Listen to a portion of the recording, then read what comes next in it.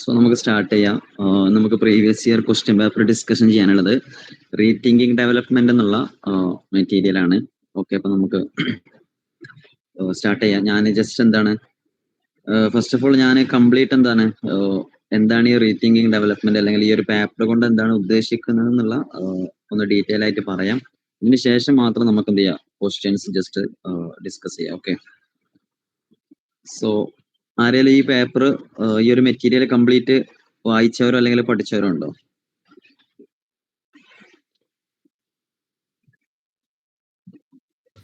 നോക്കിയായിരുന്നു കുറച്ച്. ഓക്കെ, എന്താണ് ഈസി ആണോ അതോ ഭയങ്കര ടഫ് ആയിട്ടുള്ള ഒരു പേപ്പർ ആണോ? അത്ര ടഫായിട്ട് എനിക്ക് തോന്നിയില്ല. കുറച്ച് നമ്മൾ 10th പഠിച്ചിട്ടുള്ള സോഷ്യൽ അതിനോട് റിലേറ്റഡ് ആയിട്ടുള്ള ഒരു സബ്ജക്റ്റ് ആണ് എനിക്ക് തോന്നിയത്. ഓക്കെ ഓക്കെ, എല്ലാവർക്കും അങ്ങനെ തന്നെയാണോ? ഓക്കെ, യഥാർത്ഥത്തില് പറഞ്ഞു. കുറച്ച് ബുദ്ധിമുട്ടുണ്ട്. ഓക്കെ, സത്യത്തിൽ ഈ ഒരു പേപ്പർ ഭയങ്കര സിമ്പിൾ ആയിട്ടുള്ള ഒരു പേപ്പറാണ്. ഇപ്പൊ നിങ്ങൾ എന്താണ് സസ്റ്റൈനബിൾ ഡെവലപ്മെന്റിന്റെ ഒക്കെ ക്ലാസ് നിങ്ങൾ കേട്ടിട്ടുണ്ട് അല്ലെങ്കിൽ ടെക്സ്റ്റ് റീഡ് ചെയ്തിട്ടുണ്ടെന്നുണ്ടെങ്കിൽ നിങ്ങൾക്ക് കുറച്ചും കൂടെ ഈസി ആയിട്ട് ഇത് മനസ്സിലാക്കാൻ വേണ്ടി പറ്റും. നമ്മൾ എന്താണ് നമ്മുടെ ഡെയിലി ലൈഫിൽ നമുക്ക് കോൺസെപ്റ്റുകളായിട്ട് നമ്മൾ മനസ്സിലാക്കിയിട്ടുള്ള കുറച്ച് സാധനങ്ങൾ തന്നെയാണ്. ഓക്കെ, അതൊരു തിയററ്റിക്കൽ ആയിട്ട് ഡിസ്ക്രൈബ് ചെയ്തിട്ടുണ്ടെന്നുള്ളൂ. നമ്മൾ മനസ്സിലാക്കുകയാണെന്നുണ്ടെങ്കിൽ ഭയങ്കര സിമ്പിൾ ആയിട്ട് നമുക്ക് മനസ്സിലാക്കാൻ വേണ്ടി പറ്റും. അപ്പൊ ഞാൻ ജസ്റ്റ് എന്താണ് ഈ ഒരു പേപ്പറിൽ കംപ്ലീറ്റ് കവർ ചെയ്തിട്ടുള്ള മൊത്തം കോൺസെപ്റ്റുകൾ എന്തൊക്കെയാന്ന് ജസ്റ്റ് ഒന്ന് ഇൻട്രൊഡ്യൂസ് ചെയ്യാം. അങ്ങനെയാണെന്നുണ്ടെങ്കിൽ നിങ്ങൾ എന്താണ് വായിക്കുന്ന സമയത്ത് നിങ്ങൾക്ക് കുറച്ചും കൂടെ ഈസി ആയിട്ട് അണ്ടർസ്റ്റാൻഡ് ചെയ്യാൻ വേണ്ടി പറ്റും. സോ റീതിങ്കിങ് ഡെവലപ്മെന്റ് എന്നുള്ളതാണ്. ഈ റീതിങ്കിങ് ഡെവലപ്മെന്റ് എന്നുള്ളത് കൊണ്ട് എന്താണ് ഉദ്ദേശിക്കുന്നത്? നമുക്കറിയാം, ഇപ്പൊ നമ്മൾ ഡെവലപ്മെന്റ് എന്ന് കേൾക്കുന്ന സമയത്ത് നമ്മുടെ മൈൻഡിലേക്ക് വരുന്ന ചില സ്റ്റീരിയോ ടൈപ്പ് ഉണ്ട്. എന്താണ് ഡെവലപ്മെന്റ്? അപ്പോൾ അതിൽ നിന്ന് കുറച്ചും കൂടി വ്യത്യസ്തമായിട്ട് ഡെവലപ്മെന്റ് എന്ന് പറയുന്ന ആ ഒരു സോഷ്യോളജിക്കൽ കോൺസെപ്റ്റിനെ കുറച്ചും കൂടി ഡിഫറെന്റ് ആയിട്ട് ഉള്ള ഒരു അപ്രോച്ച്മെന്റ് ആണ് ഈ ഒരു ചാപ്റ്ററിൽ പറയുന്നത്. ഓക്കെ, ഞാൻ ഈ ഡെവലപ്മെന്റിനെ പറ്റി ആരെങ്കിലും ഒന്ന് ജസ്റ്റ് ഒന്ന് ഡിഫൈൻ ചെയ്യുമോ? എന്താണ് ഡെവലപ്മെന്റ് എന്നുള്ളത്?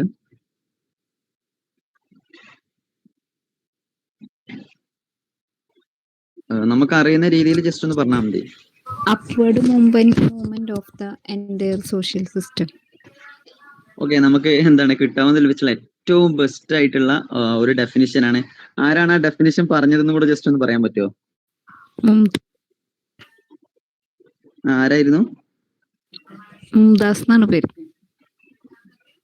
ഓക്കെ ഓക്കെ, അപ്പോ വളരെ എന്താണ് സിമ്പിൾ ആയിട്ടൊരു ചാപ്റ്റർ ആണ്. നിങ്ങൾ എന്ത് ചെയ്താൽ മതി, കുറച്ചും കൂടെ ഒരു ഇതൊരു പക്കാ സോഷ്യോളജിക്കൽ സാധനമാണ്.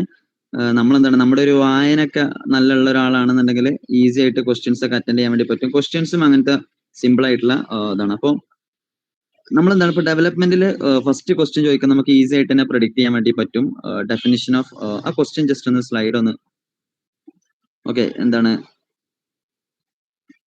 മീനിങ് ഓഫ് ഡെവലപ്മെന്റ് ആണെന്നോ അല്ലെങ്കിൽ എന്താണ് ഡെഫിനിഷൻ ഓഫ് ഡെവലപ്മെന്റ് എന്നോ അല്ലെങ്കിൽ എന്താണ് ഡെവലപ്മെന്റ് എന്ന് പറയുന്ന ആ ഒരു ടേം കൊണ്ട് എന്താണ് അണ്ടർസ്റ്റാൻഡിങ്, ഇങ്ങനത്തെ ഭയങ്കര ഈസി ആയിട്ടുള്ള ഒരു ക്വസ്റ്റ്യൻ ആണ്. അപ്പൊ ഇങ്ങനെ ഒരു ക്വസ്റ്റ്യൻ നമ്മൾ എന്താണ് അറ്റൻഡ് ചെയ്യുന്ന സമയത്ത് ഫസ്റ്റ് ഓഫ് ഓൾ നമ്മൾ എഴുതേണ്ടത് അതിന്റെ ഒരു ഡെഫിനിഷൻ നമുക്ക് എഴുതാൻ വേണ്ടി പറ്റണം. ഏറ്റവും ആപ്റ്റ് ആയിട്ടുള്ള ഒരു ഡെഫിനിഷൻ നമുക്ക് എഴുതാൻ വേണ്ടി പറ്റണം എന്നുള്ളതാണ് ഫസ്റ്റ് ആയിട്ട് നമ്മൾ നോക്കേണ്ടത്. ഓക്കെ, അപ്പൊ അങ്ങനെ നോക്കുന്ന സമയത്ത് അമർത്യ സെന്നിന്റെ ഒരു ഭയങ്കര ഫേമസ് ആയിട്ടുള്ള ഒരു ഡെഫിനിഷൻ ഉണ്ട്, നിങ്ങളുടെ ടെക്സ്റ്റിലുണ്ട്. ഡെവലപ്മെന്റ് ആസ് ഫ്രീഡം എന്നൊക്കെ പറഞ്ഞ് തുടങ്ങുന്ന ഒരു കോൺസെപ്റ്റ് ആണ്. പിന്നെ അതുപോലെ തന്നെ ഡെവലപ്മെന്റിനെ പറ്റി മറ്റൊരു വളരെ ഇമ്പോർട്ടന്റ് ആയിട്ടുള്ള ഒരു ഡെഫിനിഷൻ. ഞാൻ ഈ പറയുന്ന സാധനങ്ങൾ നിങ്ങൾ എന്താണ് ഉടനെ തന്നെ നോട്ട് ചെയ്ത് വെക്കുകയാണെന്നുണ്ടെങ്കിൽ നിങ്ങൾക്ക് നാളെ എക്സാം എഴുതുന്ന സമയത്ത് നിങ്ങൾക്ക് കുറച്ചും കൂടി ഈസി ആയിട്ട് പോയിന്റുകൾ കറക്റ്റ് ഹൈലൈറ്റ് ചെയ്തിട്ട് എഴുതാൻ വേണ്ടി പറ്റും. ഓക്കെ, അപ്പോ ഗുണ്ണർ മിർഡലിന്റെ ഒരു ഡെഫിനിഷൻ ഉണ്ട്, movement upward of the entire social system എന്ന് പറയുന്ന ഡെഫിനിഷൻ. അപ്പൊ നിങ്ങൾ എന്താണ് എക്സാം എഴുതുന്നതിന്റെ ഫസ്റ്റ് തന്നെ നിങ്ങൾ എഴുതി വെക്കേണ്ടത് ഈ ഒരു ഡെഫിനിഷൻ ആണ്. അക്കോർഡിംഗ് ടു ഗുണ്ണർ മിർഡൽ എന്ന് പറഞ്ഞിട്ട് നിങ്ങൾ എന്താണ് ഹൈലൈറ്റ് ചെയ്ത് ചെയ്യുന്ന സമയത്ത് നിങ്ങൾക്ക് എന്താണ് ആ ഒരു ഡെവലപ്മെന്റ് എന്ന് പറയുന്ന ആ ഒരു ആസ്പെക്റ്റിൽ നിങ്ങൾക്ക് കവർ ചെയ്യാൻ പറ്റുന്ന ഏറ്റവും ബെസ്റ്റ് പോയിന്റ് നിങ്ങൾ എന്ത് ചെയ്തു, കവർ ചെയ്തു. ഓക്കെ, അപ്പോൾ ഞാൻ ജസ്റ്റ് നിങ്ങൾക്ക് എന്താണ് ആ ഒരു ഡെഫിനിഷൻ മനസ്സിലാക്കാൻ വേണ്ടി പറഞ്ഞതാണ്. ഒന്നൊക്കെ നിങ്ങൾക്ക് അമർത്യ സെന്നിന്റെ എഴുതാം അല്ലെങ്കിൽ എന്താണ് ഗുണ്ണർ മിർദലിന്റെ എഴുതാം. ഓക്കെ, നിങ്ങൾ ഈസി ആയിട്ട് കുറച്ചും കൂടെ നിങ്ങൾക്ക് കാണാതെ പഠിക്കാൻ ഈസി ആയിട്ടുള്ളത് നിങ്ങൾ എഴുതാൻ വേണ്ടി നോക്കാം. ഇനി നിങ്ങൾക്ക് അതിന്റെ ഒരു എക്സാക്ട് സെന്റൻസ് നിങ്ങൾക്ക് കിട്ടിയില്ല എന്നുണ്ടെങ്കിലും ആ ഒരു മീനിങ് കവർ ചെയ്യുന്ന രീതിയിൽ നിങ്ങളുടേതായിട്ടുള്ള രീതിയിൽ എന്താണ് മിസ്റ്റേക്സ് ഒന്നും ഇല്ലാതെ നിങ്ങൾ എന്ത് ചെയ്താൽ മതി, ജസ്റ്റ് എഴുതിയാൽ മതി. അപ്പൊ നമ്മൾ ഈ ഡെവലപ്മെന്റ് നോക്കുന്ന സമയത്ത് നമ്മൾ എന്താണ്, നമ്മളെപ്പോഴും ഡെവലപ്മെന്റ് എന്ന് പറയുമ്പോൾ നമുക്ക് ഉണ്ടാകുന്ന ഒരു സ്റ്റീരിയോ ടൈപ്പ് ഒരു എക്കോണമിക്കൽ ഡെവലപ്മെന്റ് മാത്രമാണ്, അല്ലെങ്കിൽ ഒരു ഫിനാൻഷ്യൽ ഡെവലപ്മെന്റ് മാത്രമാണ്. ഒരു രാജ്യം ഡെവലപ്പ് ആവുക എന്ന് പറഞ്ഞു കഴിഞ്ഞാൽ എന്താണ്, കൂടുതൽ വെൽത്ത് ഉണ്ടാവുക, അല്ലെങ്കിൽ നമ്മളെ മൈൻഡിലൊക്കെ ആദ്യമായിട്ട് വരിക വലിയ ഫ്ലാറ്റുകൾ, ഭയങ്കര എന്താണ് അമ്പരചുംബികളായിട്ടുള്ള ഫ്ലാറ്റുകൾ, ഭയങ്കര നല്ല രസമുള്ള സ്ട്രീറ്റുകൾ, ഇതൊന്നല്ല യഥാർത്ഥത്തിൽ. ഒരുപാട് ഡയമെൻഷൻ കവർ ചെയ്യാനുണ്ട് ഡെവലപ്മെന്റ് എന്ന് പറയുന്ന സമയത്ത്. അപ്പൊ അതിൽ ചില തിയറികളൊക്കെ നിങ്ങളുടെ ഈ ഒരു ടെക്സ്റ്റിൽ പറയുന്നുണ്ട്. അപ്പൊ ഞാൻ ജസ്റ്റ് അതൊന്ന് കവർ ചെയ്യാം. ഒന്നെന്താണ്, നമ്മൾ സോഷ്യൽ ഡെവലപ്മെന്റ് ആണ്, പിന്നെ അതുപോലെ തന്നെ എക്കോണമിക് ഡെവലപ്മെന്റ്, കൾച്ചറൽ ഡെവലപ്മെന്റ് ഒക്കെ ഭയങ്കര ഇമ്പോർട്ടന്റ് ആയിട്ടൊരു ഒന്നാണ്. പിന്നെ അതുപോലെ തന്നെ ഹ്യൂമൻ ഡെവലപ്മെന്റ്.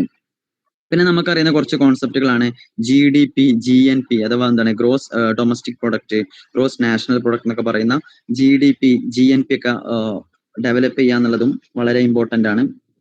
അതുപോലെ തന്നെ ഇതെല്ലാം ഉള്ള ഒരു രാജ്യത്തെ സംബന്ധിച്ചിടത്തോളം ഇപ്പൊ എന്താണ്, നമ്മളൊരു എക്സാമ്പിൾ പറയുകയാണെന്നുണ്ടെങ്കിൽ ഇന്ന് ലോകത്ത് ഏറ്റവും കൂടുതൽ ഭയങ്കരമായിട്ട് എന്താണ് ഏറ്റവും ബില്യൺസ് ഓഫ് എന്താണ് ഡോളേഴ്സ് സ്പെൻഡ് ചെയ്യുന്ന ഒരു രാജ്യമാണ്, ഡിഫൻസിൽ സ്പെൻഡ് ചെയ്യുന്ന ഒരു രാജ്യമാണ് US ആർമി. നമുക്ക് എല്ലാവർക്കും അറിയാം US ആർമിനെ പറ്റി. അപ്പം ഇന്നെന്താണ് ഒരുപാട് രാജ്യങ്ങൾ അവരുടെ ഡിഫൻസ് പ്രൊട്ടക്ട് ചെയ്യുന്നത് US ആർമിയുടെ സഹായത്താലാണ്. അപ്പൊ യഥാർത്ഥത്തിൽ അവരെന്താണ്, അവർ മറ്റു രാജ്യത്തിന്റെ മേലിൽ ഡിപ്പെൻഡ് ആയിരിക്കുകയാണ്. അപ്പോൾ എല്ലാ എന്താണ് ഇൻഫ്രാസ്ട്രക്ചർ ആവട്ടെ, ബാക്കിയുള്ള എല്ലാ സ്റ്റാൻഡേർഡ് ഓഫ് ലിവിങ് ആവട്ടെ, ഇനി എന്താണ് ഹ്യൂമൻ ഡെവലപ്മെന്റ് ഇൻഡെക്സ് എല്ലാം കൂടുതലാണ്. പക്ഷെ എന്താണ് അവരുടെ ഡിഫൻസ് എന്താണ് മറ്റു രാജ്യത്തിന്റെ മേലിൽ അവർക്ക് ആശ്രയിക്കണം എന്നുണ്ടെന്നുണ്ടെങ്കിൽ അത് അവരുടെ ഒരു പോരായ്മയാണ്.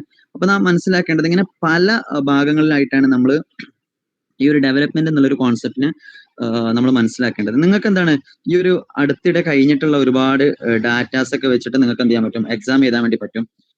നിങ്ങൾക്ക് അറിയുന്ന ഒരുപാട് ഉദാഹരണങ്ങൾ. ഇപ്പൊ നിങ്ങളുടെ ടെക്സ്റ്റ് ചിലപ്പം അതിന്റെ ലാസ്റ്റ് റീഎഡിഷൻ ചെയ്തിട്ടുള്ളത് ചിലപ്പോൾ ഒരു 2020-ലോ 2021-ലൊക്കെ ആയിരിക്കും. അപ്പൊ നിങ്ങൾക്ക് കുറച്ചും കൂടെ അപ്ഡേറ്റഡ് ആയിട്ടുള്ള ഡാറ്റാസ് ആഡ് ചെയ്യാൻ വേണ്ടി പറ്റും. അപ്പൊ നിങ്ങൾക്ക് എന്താണ്, നമ്മൾ സോഷ്യൽ മീഡിയയിലൊക്കെ കുറച്ചും കൂടെ വൈറലായിട്ടുള്ള ഒരു പ്രസിഡന്റ് ആണ് ഇബ്രാഹിം ട്രയോറെ എന്ന് പറയുന്നത്. നിങ്ങൾ ആരെങ്കിലും കേട്ടിട്ടുണ്ടോ? ബുർക്കിന ഫാസോ എന്ന് പറയുന്ന കൺട്രിയുടെ എന്താണ് പ്രസിഡന്റ് ആണ്. അപ്പൊ അദ്ദേഹത്തിന്റെ അദ്ദേഹം വൈറലാവാനുള്ള ഒരുപാട് കാരണങ്ങളുണ്ട്. അപ്പൊ അതിലൊരു കാരണമായിരുന്നു ഒരുപാട് രാജ്യങ്ങൾ എന്ത് ചെയ്യുന്നുണ്ട്, അയാൾക്ക് ഫിനാൻഷ്യൽ ആയിട്ടുള്ള ഒരുപാട് aid as a part of development. അവരെന്താണ് ഒരു ആഫ്രിക്കൻ കൺട്രിയാണ്. എയ്ഡ് ഒക്കെ പറയുന്ന സമയത്ത് അവരെന്താണ് ഒരുപാട് സ്കൂളുകൾ വേണം, അല്ലെങ്കിൽ ഒരുപാട് ഹോസ്പിറ്റൽസ് വേണം, അതായത് ഏറ്റവും ബേസിക് ലെവലിലുള്ള ഇൻഫ്രാസ്ട്രക്ചർ മതി എന്ന് എന്ത് ചെയ്യുന്നുണ്ട്, ഒരുപാട് രാജ്യങ്ങളോട് ആവശ്യപ്പെടുന്നുണ്ട്.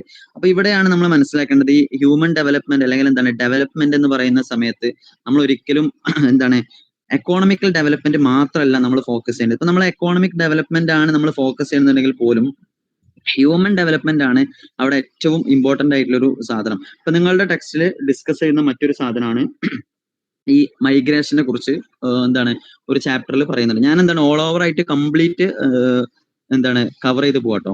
അപ്പോ മൈഗ്രേഷനെ പറ്റി പറയുന്നുണ്ട്. അപ്പൊ നമുക്കറിയാം കുറച്ച് വർഷങ്ങൾക്ക് മുമ്പ് എന്തായിരുന്നു, ഒരു കേരളത്തിൽ നിന്ന് മാത്രം വന്നൊരു സ്റ്റഡിയിൽ പറഞ്ഞത് എന്താണ്, 16 ലക്ഷത്തോളം യൂത്ത് എന്ത് ചെയ്തിട്ടുണ്ട്, അബ്രോഡിലേക്ക് എന്ത് ചെയ്തിട്ടുണ്ട്, മൈഗ്രേറ്റ് ആയിട്ടുണ്ട്. അപ്പൊ അതെന്താണ് കേരളത്തിന് അല്ലെങ്കിൽ ഇന്ത്യയിൽ നോക്കുന്ന സമയത്ത് ലക്ഷക്കണക്കിന് ആളുകൾ എന്ത് ചെയ്തിട്ടുണ്ട്, പുറത്ത് അബ്രോഡിലേക്ക് പോകുന്നുണ്ട്. അപ്പൊ അതെന്താണ്, നമ്മുടെ എന്താണ് ലാക്ക് ഓഫ് ഗുഡ് എഡ്യൂക്കേഷൻ, അല്ലെങ്കിൽ എന്താണ് ലാക്ക് ഓഫ് ഗുഡ് ഇൻഫ്രാസ്ട്രക്ചർ, ഇങ്ങനെ ഒരുപാട് കാരണങ്ങളാണ്. ബട്ട് നമ്മളെ ഹ്യൂമൻ ഡെവലപ്മെന്റ് ആണ് നമ്മൾ എന്താണ് ഉപയോഗപ്പെടുത്തേണ്ട, നമുക്ക് ഔട്ട്പുട്ട് കിട്ടേണ്ട നമ്മുടെ ഹ്യൂമൻ ഡെവലപ്മെന്റ് യഥാർത്ഥത്തിൽ അവിടെ എന്താ സംഭവിക്കുന്നത്, മറ്റൊരു രാജ്യം അല്ലെങ്കിൽ മറ്റൊരു സ്ഥലം എന്താണ് യൂട്ടിലൈസ് ചെയ്യാണ് അവിടെ ചെയ്യുന്നത്. അപ്പൊ ഇതൊരു ഭയങ്കരമായിട്ടുള്ള ഒരു പ്രോബ്ലം ആണ്. ഇനി അവരെന്താണ് പുറത്ത് രാജ്യത്ത് പോയി അവരെന്താണ് ഒരുപാട് സ്പെൻഡ് ചെയ്ത്, അല്ലെങ്കിൽ അവരൊരുപാട് മണി കളക്ട് ചെയ്തിട്ട് നമ്മുടെ നാട്ടിലേക്ക് അത് എത്തുന്നുണ്ടെന്നുണ്ടെങ്കിൽ ഒരുപക്ഷെ നമുക്ക് എന്ത് ചെയ്യാൻ പറ്റും, അതിന്റെ ഒരു പോസിറ്റീവ് ഇമ്പാക്ട് നമുക്ക് ഉണ്ടാകും. പക്ഷെ നമുക്ക് എന്ത് ചെയ്യുന്നില്ല, അത് കാണുന്നില്ല. ഇപ്പൊ എന്താണ് നമ്മുടെ വേൾഡ് GDP-യിലെ ഗ്ലോബൽ GDP-യുടെ 3.6% എന്താണ് ഈ മൈഗ്രേഷൻ വഴി ആണ് എന്ത് ചെയ്യുന്നത്, ചേഞ്ചസ് ഉണ്ടാവുന്നത്. അപ്പൊ അത് നിങ്ങൾ എന്ത് ചെയ്യുക, ഒന്ന് ജസ്റ്റ് ഒന്ന് മനസ്സിലാക്കി വെക്കുക. പിന്നെ അതുപോലെ തന്നെ നിങ്ങളുടെ ഈ ടെക്സ്റ്റിൽ 2 തിയറീസ് പറയുന്നുണ്ട്. ഒന്ന് എന്താണ് വേൾഡ് സിസ്റ്റം തിയറി, പിന്നെ അതുപോലെ തന്നെ ഡിപ്പെൻഡൻസ് തിയറി എന്ന് പറയുന്ന 2 തിയറീസ്. ഒരു പക്ഷെ എന്ത് ചെയ്യും, അങ്ങനെ ഒരു ക്വസ്റ്റ്യൻ ചോദിക്കാനുള്ള ചാൻസ് വളരെ കൂടുതലാണ്. അപ്പൊ വേൾഡ് സിസ്റ്റം തിയറി എന്ന് പറഞ്ഞു കഴിഞ്ഞാൽ ഇമ്മാനുവൽ വാലസ്റ്റീന്റെ തിയറിയാണ്. നിങ്ങൾ അങ്ങനെ തന്നെ നോട്ട് ചെയ്ത് വെക്കണം, ആ നെയിം നോട്ട് ചെയ്ത് വെക്കണം, അതുപോലെ തന്നെ ആ ഒരു തിയറി ഏതാണെന്ന് നോട്ട് ചെയ്ത് വെക്കണം. ഈ വേൾഡ് സിസ്റ്റം തിയറി പറയുന്നത് എന്താണ്, നമുക്കറിയുന്ന പോലെ തന്നെ ഫസ്റ്റ് വേൾഡ്, അതുപോലെ തന്നെ second world, third world countries എന്ന് പറയുന്ന 3 എന്താണ് developed countries, under developed countries, developing countries എന്ന് പറയുന്ന ആ ഒരു സിസ്റ്റം പറയാം. അതായത് എക്കോണമിക് ബേസിൽ എന്താണ് രാജ്യങ്ങളെ ഡിവൈഡ് ചെയ്തിട്ടുള്ള ഒരു അർത്ഥത്തില് വേൾഡ് സിസ്റ്റം തിയറി എന്ന് പറയുന്നത് ഇമ്മാനുവൽ വാലസ്റ്റീന്റെ തിയറി. ഓക്കെ, അപ്പൊ അത് നിങ്ങൾ ജസ്റ്റ് എന്ത് ചെയ്യുക, നോട്ട് ചെയ്ത് വെക്കാം.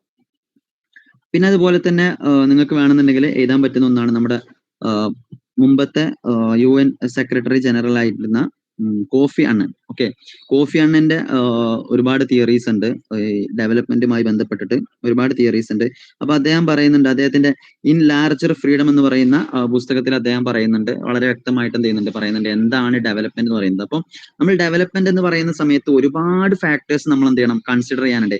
എഡ്യൂക്കേഷണൽ ഫാക്ടേഴ്സ്, അതുപോലെ തന്നെ ടെക്നോളജി, എൻവിറോൺമെന്റ്, ഞാൻ നേരത്തെ പറഞ്ഞതുപോലെ തന്നെ ഹ്യൂമൻ റിസോഴ്സസ്, അഡ്മിനിസ്ട്രേറ്റീവ്, കൾച്ചർ ഒരു വളരെ ഇമ്പോർട്ടന്റ് ആയിട്ടുള്ള ഒരു ഫാക്ടറാണ്. ഇപ്പൊ നമ്മൾ എന്താണ് പല രാജ്യവും നമുക്കറിയാം ഇന്ന് എന്താണ് കൾച്ചറൽ ഫാക്ടേഴ്സിന്റെ കാര്യത്തിൽ എന്താണ് ഡെവലപ്ഡ് അല്ല. അപ്പൊ അവിടെ എന്താണ് ഇപ്പൊ ഒരുപാട് മോറൽ റിഫോംസ് കൊണ്ടുവരുന്നുണ്ട്, ഒരുപാട് മോറൽ സ്കൂൾസ് കൊണ്ടുവരുന്നുണ്ട്. അപ്പൊ ഇതൊക്കെ യഥാർത്ഥത്തിൽ എന്താണ് അവിടുത്തെ ആളുകളുടെ കൾച്ചർ പോലും എന്ത് ചെയ്യുന്നുണ്ട്, ഡെവലപ്മെന്റിനെ ബാധിക്കുന്നുണ്ട് എന്നുള്ളതാണ്. അപ്പൊ ഈ ഒരു റീതിങ്കിങ് ഡെവലപ്മെന്റ് എന്ന് പറയുന്ന ഈ ഒരു പുസ്തകം കൊണ്ട് ഉദ്ദേശിക്കുന്നത് നമ്മൾ ഇതുവരെ മനസ്സിലാക്കി വെച്ച വെറും എന്താണ് കോൺസെപ്റ്റുകൾ മാത്രമല്ല, ഡെവലപ്മെന്റ് എന്ന് പറയുമ്പോൾ എന്താണ് ഒരുപാട് ഡയമെൻഷനിൽ അല്ലെങ്കിൽ ഒരുപാട് ആസ്പെക്റ്റിൽ നമ്മൾ എന്ത് ചെയ്യാനുണ്ട്, മനസ്സിലാക്കാനുണ്ട് അല്ലെങ്കിൽ ചിന്തിക്കാനുണ്ട് എന്നുള്ളതാണ്. പിന്നെന്താണ് എൻവിറോൺമെന്റ് ഒരു ഭയങ്കരമായിട്ടുള്ള ഒരു ഫാക്ടറാണ്. എൻവിറോൺമെന്റിനെ എത്രത്തോളം കൺസിഡർ ചെയ്യണം. എന്താണ് ഡെവലപ്മെന്റ് എന്ന് പറയുമ്പോൾ വെറും ഒരു ഡെവലപ്മെന്റ് മാത്രമല്ല, നമുക്ക് എന്താണ് സസ്റ്റൈനബിൾ ആയിട്ടുള്ള ഡെവലപ്മെന്റ് ആയിരിക്കണം. എന്നാൽ മാത്രമേ അതെന്ത് ചെയ്യുള്ളൂ, ഒരു ലോങ് ലാസ്റ്റിംഗ് ആയിട്ടുള്ള ഡെവലപ്മെന്റ് ആയി കൺസിഡർ ചെയ്യാൻ വേണ്ടി പറ്റുള്ളൂ. അപ്പോൾ അവിടെ എന്താണ് എൻവിറോൺമെന്റിനെ എത്രത്തോളം കൺസിഡർ ചെയ്യണം. പിന്നെ നമുക്കറിയുന്ന ഒരുപാട് ഇനിഷ്യേറ്റീവുകൾ ഉണ്ട് എൻവിറോൺമെന്റ് കൺസിഡറേഷനുമായി ബന്ധപ്പെട്ട്. ഫോർ എക്സാമ്പിൾ പറയുകയാണെന്നുണ്ടെങ്കിൽ വേൾഡ് വൈഡ് ഫണ്ട്, പിന്നെ അതുപോലെ തന്നെ യുണൈറ്റഡ് നേഷൻ എൻവിറോൺമെന്റ് പ്രോഗ്രാം. ഇങ്ങനെ നമ്മൾ എന്താണ് ഒരുപാട് നമുക്കറിയുന്ന IPCC, IUC എന്നൊക്കെ പറയുന്ന ഒരുപാട് നമ്മൾ സസ്റ്റൈനബിൾ ഡെവലപ്മെന്റിൽ ഡിസ്കസ് ചെയ്തിട്ടുള്ള അജണ്ട 21, റിയോ ഡി ജനോറിയയിൽ ബ്രസീലിൽ നടന്നിട്ടുള്ള ഒരുപാട് സമ്മിറ്റുകൾ. അപ്പൊ ഇങ്ങനെ ഒരുപാട് എന്താണ് പ്രോട്ടോകോളുകൾ. അപ്പൊ ഇതൊക്കെ എന്താണ് ഇങ്ങനെ എസ്റ്റാബ്ലിഷ് ചെയ്യുന്നത് എന്തിനാന്ന് വെച്ച് കഴിഞ്ഞാൽ നമ്മുടെ എന്താണ് ഡെവലപ്മെന്റിന്റെ as a part of improving the development. അപ്പൊ നമ്മൾ മനസ്സിലാക്കേണ്ടത് ഡെവലപ്മെന്റ് എന്ന് പറയുന്ന സമയത്ത് എന്താണ് ഒരൊറ്റ ഡയമെൻഷനിൽ മാത്രം നമ്മൾ എന്ത് ചെയ്യാൻ പാടില്ല, ഫോക്കസ് ചെയ്യാൻ വേണ്ടി പാടില്ല എന്നുള്ളതാണ്. പിന്നെ അതുപോലെ തന്നെ നിങ്ങളുടെ ഈ ഒരു ടെക്സ്റ്റിൽ മെയിൻ ആയിട്ട് ഫോക്കസ് ചെയ്യുന്ന മറ്റൊരു തിയറിയാണ് ഡിപ്പെൻഡൻസ് തിയറി എന്ന് പറയുന്നത്. അപ്പം ഈ ഡിപ്പെൻഡൻസ് തിയറി എന്ന് പറഞ്ഞു കഴിഞ്ഞാൽ ഒരു രാജ്യം എന്താണ് ഇപ്പൊ അണ്ടർ ഡെവലപ്ഡ് ആയിട്ടുള്ള ഒരു രാജ്യം സ്വാഭാവികമായിട്ട് ഞാൻ നേരത്തെ പറഞ്ഞതുപോലെ തന്നെ ഡിഫൻസ് ആവട്ടെ അല്ലെങ്കിൽ വേറെ ഏത് ഇപ്പൊ ട്രേഡ് ആവട്ടെ, അങ്ങനെ ഏതൊരു ആവശ്യത്തിന് വേണ്ടിയും മറ്റൊരു രാജ്യത്തെ എന്താണ് ഡിപ്പെൻഡ് ചെയ്യേണ്ട ഒരു അവസ്ഥ ഉണ്ടാവണം. അപ്പോൾ എക്കോണമിക് ബേസിൽ എന്താണ് മറ്റൊരു രാജ്യത്തെ ഡിപ്പെൻഡ് ചെയ്യുന്ന ആ ഒരു സിറ്റുവേഷനെ ഡിസ്ക്രൈബ് ചെയ്യുന്ന ഒരു തിയറിയാണ് ഡിപ്പെൻഡൻസ് തിയറി എന്ന് പറയുന്നത്. പിന്നെ അതുപോലെ തന്നെ നിങ്ങളുടെ ഈ ഒരു ടെക്സ്റ്റിലുള്ള മറ്റൊരു കോൺസെപ്റ്റുകളാണ് നമുക്കറിയുന്ന പോലെ തന്നെ ഗ്ലോബലൈസേഷന്, മോഡേണൈസേഷന്, അർബനൈസേഷന്, വെസ്റ്റേണൈസേഷൻ എന്നൊക്കെ പറയുന്നത്. അപ്പൊ ഇതെല്ലാം എന്താണ് ഒന്നാണെന്ന് നമ്മൾ ഒരിക്കലും മനസ്സിലാക്കരുത്. കംപ്ലീറ്റ് എന്താണ് ഡിഫറെന്റ് ആയിട്ടുള്ള അതാണ്. അപ്പൊ ഞാൻ എന്താണ് ഗ്ലോബലൈസേഷൻ പറയുകയാണെന്നുണ്ടെങ്കിൽ ഇത് എന്തായാലും ക്വസ്റ്റ്യൻ ചോദിക്കും. ഇനി എന്താണ് ക്വസ്റ്റ്യൻ ചോദിച്ചിട്ടില്ല എന്നുണ്ടെങ്കിൽ പോലും എന്താണ് ഡെവലപ്മെന്റ് ഒരു ആസ്പെക്റ്റിൽ നിങ്ങൾക്ക് എന്ത് ചെയ്യാൻ പറ്റും, ഈ ഒരു സാധനങ്ങളൊക്കെ നിങ്ങൾക്ക് എഴുതാൻ വേണ്ടി പറ്റും. നിങ്ങൾ എന്താണ് സൈഡ് ഹെഡിങ് ഇട്ടിട്ട് നിങ്ങൾക്ക് എഴുതാൻ വേണ്ടി പറ്റും.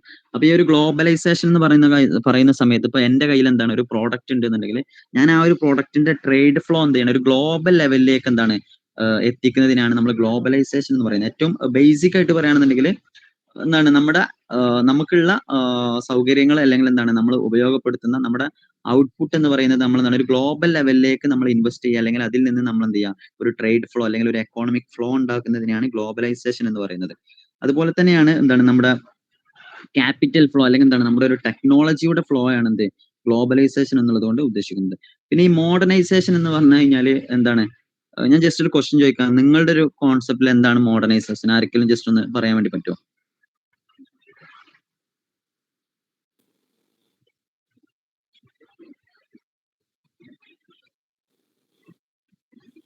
ട്രഡീഷണൽ സൊസൈറ്റിന്ന് മോഡേൺ ആവാൻ. ഓക്കെ, എങ്ങനെയാണ് ഒരാൾ മോഡേൺ ആവുക അല്ലെങ്കിൽ ഒരു സൊസൈറ്റി മോഡേൺ ആവുക എന്നുള്ളത് കൊണ്ട് എന്താണ് വെച്ചിട്ട് ഡെവലപ്മെന്റ് ഗ്രോത്ത് അവിടെ ഉണ്ടാവുക? പുതിയ ടെക്നോളജീസ് ഒക്കെ ഇൻട്രൊഡ്യൂസ് ചെയ്യുക. അർബനൈസേഷൻ, ടെക്നിക്കലി അല്ലെങ്കിൽ പിന്നെ അഗ്രികൾച്ചറൽ അങ്ങനെയായിട്ടുള്ള സംഭവത്തിലൊക്കെ മോഡേൺ ആയിട്ടുള്ള സംവിധാനം, നവീകരണം മെയിനായിട്ട് ഇതിന്റെ ഒക്കെ മീനിങ് ഓക്കെ. മോഡേണൈസ്. നമ്മളിപ്പോ ഒരാളെ പറ്റി എന്താണ് ഒരാളിപ്പോ നമ്മൾ കാണുന്ന സമയത്ത് ഈ ഭയങ്കര മോഡേൺ ആണെന്ന് നമ്മൾ പറയുന്ന സമയത്ത് നമ്മൾ ഏതൊരു ആസ്പെക്ട് ആയിരിക്കും നമ്മൾ അയാളിൽ നിന്ന് മനസ്സിലാക്കിയിട്ടുണ്ടാവുക? ലുക്ക്. ഓക്കെ, ഇതാണ് ഒരു മെയിൻ സ്റ്റിഗ്മയാണ്. നമ്മൾ എന്താണ് മോഡേണൈസേഷനെ പറ്റിയുള്ള നമ്മുടെ ഒരു മെയിൻ സ്റ്റിഗ്മയാണ്. ഒരാളിപ്പോ എന്താണ് പണ്ടൊക്കെ എന്താണ് ജീൻസ് പാന്റ് അല്ലെങ്കിൽ എന്താണ് ഭയങ്കര സ്കിന്നി ആയിട്ടുള്ള പാന്റാണ്, ഇന്നിപ്പോ കുറച്ച് എന്താ ആ ഒരു ട്രെൻഡ് മാറി. അപ്പൊ നമ്മൾ അതിനൊക്കെ നമ്മൾ പറയും ഭയങ്കര മോഡേൺ ആണ്. യഥാർത്ഥത്തിൽ ഈ മോഡേണൈസേഷൻ എന്ന് പറഞ്ഞു കഴിഞ്ഞാൽ ബേസിക് ആയിട്ട് നമ്മൾ മനസ്സിലാക്കേണ്ടത് increasing the level of literacy, education, wealth, അതൊക്കെയാണ് യഥാർത്ഥത്തിൽ മോഡേണൈസേഷൻ എന്ന് പറഞ്ഞു കഴിഞ്ഞാൽ. നമ്മൾ എന്ത് ചെയ്യുക, നമ്മുടെ ആ ഒരു കറന്റ് സ്റ്റാൻഡേർഡിനെ നമ്മൾ എന്ത് ചെയ്യുക കുറച്ചും കൂടി ഇൻക്രീസ് ചെയ്യുക. അതിൽ മെയിൻ ആയിട്ട് നമ്മൾ നോക്കേണ്ടത് ലിറ്ററസിയാണ്. ഇപ്പൊ നമ്മുടെ ഇന്ത്യയിലൊരു ഒരു കൾച്ചറൽ കോണ്ടെക്സ്റ്റിൽ നമ്മൾ എടുത്തു നോക്കുന്ന സമയത്ത് ഇപ്പോൾ ഭയങ്കരമായിട്ട് സോഷ്യൽ മീഡിയ ഇതൊക്കെ എന്താണ് ഒരു 15 അല്ലെങ്കിൽ ഒരു 20 years ആയിട്ടുള്ള നമ്മുടെ നാട്ടില്.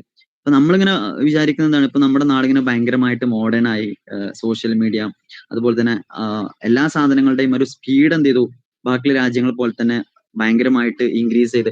പക്ഷെ യഥാർത്ഥത്തിൽ ഈ ഒരു സോഷ്യൽ മീഡിയ ആവട്ടെ അല്ലെങ്കിൽ ഇതുപോലെ തന്നെയുള്ള ടെക്നോളജീസ് ഒക്കെ, അതായത് എന്താണ് സാധാരണഗതിയിൽ കോമൺ പീപ്പിൾസ് യൂസ് ചെയ്യുന്ന ടെക്നോളജീസ് ഒക്കെ യഥാർത്ഥത്തിൽ നമ്മൾ എന്താണ് ഒരു പോസിറ്റീവ് ഗ്രോത്ത് ആണോ അല്ലെങ്കിൽ ഒരു നെഗറ്റീവ് ഗ്രോത്ത് ആണോ ഉണ്ടാക്കുന്നത് എന്നുള്ളത് എന്താണ് നമ്മൾ ഒന്ന് ചിന്തിക്കേണ്ട സാധനം തന്നെയാണ്. അപ്പോ യഥാർത്ഥത്തിൽ എന്താണ് മോഡേണൈസേഷൻ എന്ന് പറഞ്ഞു കഴിഞ്ഞാൽ നമ്മുടെ എന്താണ് സോഷ്യൽ മൊബിലിറ്റി അധികരിക്കുക, അല്ലെങ്കിൽ എന്താണ് നമ്മുടെ ഒരു ലിറ്ററസി അല്ലെങ്കിൽ എഡ്യൂക്കേഷൻ, അതുപോലെ തന്നെ നമ്മൾ ഭയങ്കരമായിട്ട് ഡൈവേഴ്സ് ആവുക എന്നുള്ളതാണ് യഥാർത്ഥത്തിൽ മോഡേണൈസേഷൻ കൊണ്ട് ഉദ്ദേശിക്കുന്നത്. ഓക്കെ, പിന്നെ അതുപോലെ തന്നെ നെക്സ്റ്റ് ഒരു കോൺസെപ്റ്റ് ആണ് അർബനൈസേഷൻ എന്ന് പറയുന്നത്.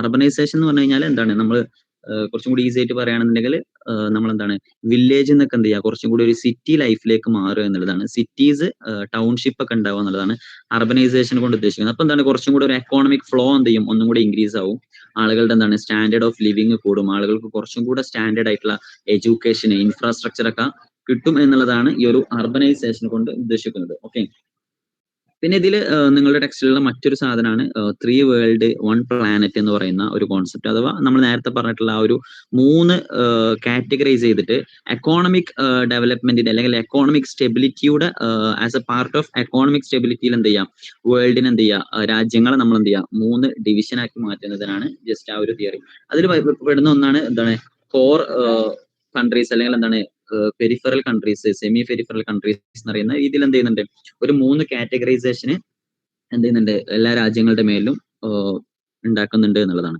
അതായത് 3 കാറ്റഗറിയിൽ എന്ത് ചെയ്യുക ഓരോ രാജ്യത്തെയും നമ്മൾ കാണുക എന്നുള്ളതാണ്. അത് മെയിൻ ആയിട്ട് എക്കോണമി ബേസിലാണ് നോക്കുന്നത്. അപ്പൊ അതിന്റെ ഒരു മെയിൻ ക്രിട്ടിക്കാണ് എന്താണ് എക്കോണമി ബേസിൽ മാത്രം നമ്മൾ എന്ത് ചെയ്യാൻ പറ്റൂല, അങ്ങനെ നോക്കിയിട്ട് കാര്യമില്ല. ആളുകളുടെ കൾച്ചർ അല്ലെങ്കിൽ സോഷ്യൽ ആയിട്ടുള്ള ഡെവലപ്മെന്റും കൂടെ കൺസിഡർ ചെയ്തിട്ട് മാത്രമേ നമ്മൾ എന്ത് ചെയ്യാൻ പറ്റുള്ളൂ, ഒരു രാജ്യത്തെ അങ്ങനെ കൺസിഡർ ചെയ്യാൻ വേണ്ടി പാടുള്ളൂ എന്നുള്ള ഒരു ക്രിറ്റിക്സ് എന്ത് ചെയ്യുന്നുണ്ട് ആ ഒരു തിയറിക്ക് വരുന്നുണ്ട്. പിന്നെ അതുപോലെ തന്നെ നെക്സ്റ്റ് ഈ ഒരു ടെക്സ്റ്റിൽ കവർ ചെയ്യുന്ന ഒരു പാർട്ടാണ് ഫെമിനിസം എന്ന് പറയുന്നത്, അഥവാ ഒരു ഫെമിനിസ്റ്റ് അപ്രോച്ച് ഓഫ് ഡെവലപ്മെന്റ് എന്ന് പറയുന്നത്. ഇതെന്താണ് നിങ്ങൾ ജെൻഡർ സെൻസിറ്റൈസേഷന്റെ ഒക്കെ പുസ്തകം നിങ്ങൾ എന്താണ് ഫസ്റ്റ് ഇയറിൽ നിങ്ങൾ പഠിച്ചിട്ടുണ്ടാകും, വളരെ വ്യക്തമായിട്ട് അതിൽ പറയുന്നുണ്ട്. അപ്പൊ ഒരു 1970-ലൊക്കെയാണ് യഥാർത്ഥത്തിൽ ഒരു ഫെമിനിസ്റ്റ് അപ്രോച്ച് വരുന്നത്. അഥവാ ഡെവലപ്മെന്റിൽ എന്ത് ചെയ്യുന്നുണ്ട്, ഇപ്പൊ ഒരു ഹ്യൂമൻ ഡെവലപ്മെന്റിനെ കൺസിഡർ ചെയ്യുന്ന സമയത്ത് എന്താണ് ഫെമിനിസം അല്ലെങ്കിൽ എന്താണ് സ്ത്രീകൾക്കുള്ള റെപ്രസെന്റേഷൻ വളരെ കുറവാണ്, അല്ലെങ്കിൽ എന്താണ് ഈക്വൽ ആയിട്ടുള്ള ഒരു ഇക്വാലിറ്റി ഇല്ല, ഒരു ഈക്വൽ വേജ് ഇല്ല എന്നൊക്കെ പറയുന്ന ആ ഒരു സാധനമാണ്. അപ്പൊ ഇതൊക്കെ യഥാർത്ഥത്തിൽ 1970-ൽ തന്നെ എന്ത് ചെയ്യുന്നുണ്ട് യൂറോപ്പ് ആവട്ടെ മറ്റു രാജ്യങ്ങളിലൊക്കെ ഉണ്ടാകുന്നുണ്ട്. അപ്പൊ നമ്മുടെ നാട്ടിലൊക്കെ ഇത് യഥാർത്ഥത്തിൽ എന്ത് ചെയ്യുന്നുള്ളൂ ഈ ഒരു ഇതൊക്കെ ഇങ്ങനെ എസ്റ്റാബ്ലിഷ് ആയി വരുന്നുള്ളൂ. അതായത് അഡ്വാൻസ്ഡ് ലെവലിലുള്ള എന്താണ് ഫെമിനിസ്റ്റ് ആർഗ്യുമെന്റ്സ് ഒക്കെ എന്ത് ചെയ്യുന്നുള്ളൂ നമ്മുടെ നാട്ടിലൊക്കെ എസ്റ്റാബ്ലിഷ് ആയി വരുന്നുള്ളൂ. പിന്നെ അതിന്റെ ഒരു വലിയൊരു ക്രിറ്റിക്സ് ആണ് ഇപ്പൊ എന്താണ് ഇതിൽ പറയുന്ന ഒന്ന്, ഭയങ്കര ട്രഡീഷണൽ ആയിട്ട് മാത്രം എന്താണ് ഫോർവേഡ് ചെയ്യുന്ന ഒരു രാജ്യം എന്ത് ചെയ്യില്ല, തീരെ ഡെവലപ്പ് ആവൂല എന്നൊക്കെ പറയുന്ന ഒരു കോൺസെപ്റ്റ് ഉണ്ട്. ബട്ട് നമ്മൾ എന്താണ് മിഡിൽ ഈസ്റ്റിലെ ചില രാജ്യങ്ങളൊക്കെ നോക്കുകയാണെന്നുണ്ടെങ്കിൽ എന്താണ് ഭയങ്കര ട്രഡീഷണൽ ആണ്, ബട്ട് അവരെന്താണ് ഏറ്റവും ടോപ്പ് ലെവലിൽ എന്താണ് ഡെവലപ്ഡ് ആണ്. അപ്പോ അതൊക്കെ നിങ്ങൾക്ക് എന്ത് ചെയ്യാം, നിങ്ങളുടെ ഒരു വായനയിൽ നിന്ന് നിങ്ങൾക്ക് എന്ത് ചെയ്യാൻ പറ്റും, നിങ്ങളുടേതായ രീതിയിൽ എഴുതാൻ പറ്റും. ഒരിക്കലും സോഷ്യോളജി പേപ്പേഴ്സ് ആകുമ്പോൾ നിങ്ങൾ എന്ത് ചെയ്യണം എന്നില്ല, ഒരു സെൻട്രലൈസ്ഡ് വ്യൂവിൽ മാത്രം എഴുതണമെന്നില്ല, നിങ്ങളുടേതായ രീതിയിൽ നിങ്ങൾക്ക് എന്ത് ചെയ്യാൻ പറ്റും, എഴുതാൻ വേണ്ടി പറ്റും. പിന്നെ അതുപോലെ തന്നെ ഇതിൽ പറയുന്ന മറ്റൊന്നാണ് ക്യാപിറ്റലിസം, സോഷ്യലിസം എന്നൊക്കെ പറയുന്നത്. എന്താണ് ക്യാപിറ്റലിസം സോഷ്യലിസം ഒക്കെ നിങ്ങൾക്ക് അറിയാമെന്നാണ് ഞാൻ മനസ്സിലാക്കുന്നത്. ഞാൻ ജസ്റ്റ് ഒന്ന് പറയാം. എന്താണ് നമ്മൾ പണ്ട് മുതലേ പഠിച്ചതാണ്. നമ്മൾ 10ാം ക്ലാസ്സിലൊക്കെ പറഞ്ഞതുപോലെ തന്നെ എന്താണ് ക്യാപിറ്റലിസം എന്ന് പറയുമ്പോൾ എല്ലാം എന്താണ് ഒരു നമ്മൾ ഫ്യൂഡലിസം ഒക്കെ പറയുന്ന പോലെ തന്നെ എല്ലാം ഓൺ ചെയ്തിരിക്കുന്നത് കുറച്ച് ആളുകളും എന്താണ് ബാക്കിയുള്ളവർക്ക് എന്തില്ല അതിലെന്തായില്ല സോഷ്യലി ഓണർഷിപ്പ് ഇല്ല എന്നുള്ളതാണ്. സോഷ്യലിസത്തിലേക്ക് വരുമ്പോൾ നമ്മൾ എന്ത് ചെയ്യും, ഇപ്പൊ മാർക്സിസം അതുപോലെ തന്നെ സോഷ്യലിസം എന്നൊക്കെ പറയുന്ന സമയത്ത് എല്ലാവർക്കും തുല്യമായിട്ട് എന്ത് ചെയ്യും നമ്മൾ എന്താണ് വെൽത്ത് ആവട്ടെ അല്ലെങ്കിൽ എന്താണ് ലാൻഡ് ആവട്ടെ അതിനെന്താണ് അതിന്റെ ഓണർഷിപ്പ് എല്ലാവർക്കും തുല്യമായിട്ട് നമ്മൾ എന്താണ് കൊടുക്കുന്നുണ്ട് എന്നുള്ളതാണ്. അപ്പൊ ഇതിൽ തന്നെ മാക്സിസം വരുന്നുണ്ട്, അതുപോലെ തന്നെ നിയോ മാക്സിസം. ഈ ഒരു മാക്സിസം വരുന്ന സമയത്ത് നിങ്ങൾ മെയിൻ ആയിട്ട് ജസ്റ്റ് നോക്കേണ്ട കുറച്ച് പേരുകളാണ് നമ്മുടെ മാക്സ്, അതുപോലെ തന്നെ കാൾ മാക്സ്, എമിൽ ദുർക്കെയിം, സ്പെൻജർ, അഗസ്റ്റ് കോംതെ, അതുപോലെ തന്നെ വെബർ. അപ്പൊ അത് നിങ്ങൾ എന്ത് ചെയ്യണം, ആ നെയിംസ് ഒക്കെ നിങ്ങൾ ജസ്റ്റ് നന്നായിട്ട് നോട്ട് ചെയ്യണം. പിന്നെ അതുപോലെ തന്നെ അവരെന്താണ് പ്രൊപ്പോസ് ചെയ്തെന്നുള്ളതും കൂടെ നിങ്ങൾ ജസ്റ്റ് എന്ത് ചെയ്യണം, നോട്ട് ചെയ്ത് വെക്കണം. ഓക്കെ. പിന്നെ ഞാൻ ജസ്റ്റ് എന്താണ് നമ്മുടെ ഈ ഒരു ഫെമിനിസം പറഞ്ഞ സമയത്ത് നിങ്ങൾ നോക്കേണ്ടതാണ് ചില കോൺസെപ്റ്റുകൾ ഉണ്ട്. അതായത് WID, അതുപോലെ തന്നെ WAD, GAD, WED, ഇതൊക്കെ നിങ്ങൾ ജസ്റ്റ് എഴുതി വെക്കണം കേട്ടോ. എന്നാൽ മാത്രം നിങ്ങൾക്ക് എക്സാമിന്റെ സമയത്ത് അപ്ലൈ ചെയ്യാൻ വേണ്ടി പറ്റുള്ളൂ. WID എന്ന് പറഞ്ഞു കഴിഞ്ഞാൽ വുമൺ ഇൻ ഡെവലപ്മെന്റ്, അതുപോലെ തന്നെ woman and development, gender and development, അതുപോലെ തന്നെ വുമൺ എൻവിറോൺമെന്റ് ഡെവലപ്മെന്റ്. അപ്പൊ ഈ ഒരു ഇൻഡസ്ട്രിയലൈസേഷന്റെ സമയത്ത് അല്ലെങ്കിൽ എന്താണ് ആ ഒരു 18th സെഞ്ചുറിയിലൊക്കെ എങ്ങനെയെങ്കിലും ഡെവലപ്പ് ആവുക എന്നുള്ള ആ ഒരു കോൺസെപ്റ്റ് മാത്രമായിരുന്നു. അവിടുന്ന് പിന്നീട് എന്താണ് ഒരു 20th സെഞ്ചുറിയിലൊക്കെയാണ് എന്താണ് എല്ലാ ജെൻഡറിനും അല്ലെങ്കിൽ എന്താണ് എല്ലാ ജെൻഡറിനെയും കൺസിഡർ ചെയ്തുകൊണ്ട് ഡെവലപ്മെന്റിനെ നോക്കണം എന്നുള്ള ആ ഒരു സാധനം വരുന്നത്. ഇപ്പൊ എന്താണ് ഡെവലപ്മെന്റിന്റെ മറ്റൊരു ഡയമെൻഷൻ നമ്മൾ പറയുന്ന സമയത്ത് ഇപ്പൊ കറന്റ് ആയിട്ട് എന്താണ് നടക്കുന്ന ഒരു ഇവന്റ് ആണ് ഇറാൻ അതുപോലെ തന്നെ ഇസ്രായേൽ ആ ഒരു വാർ.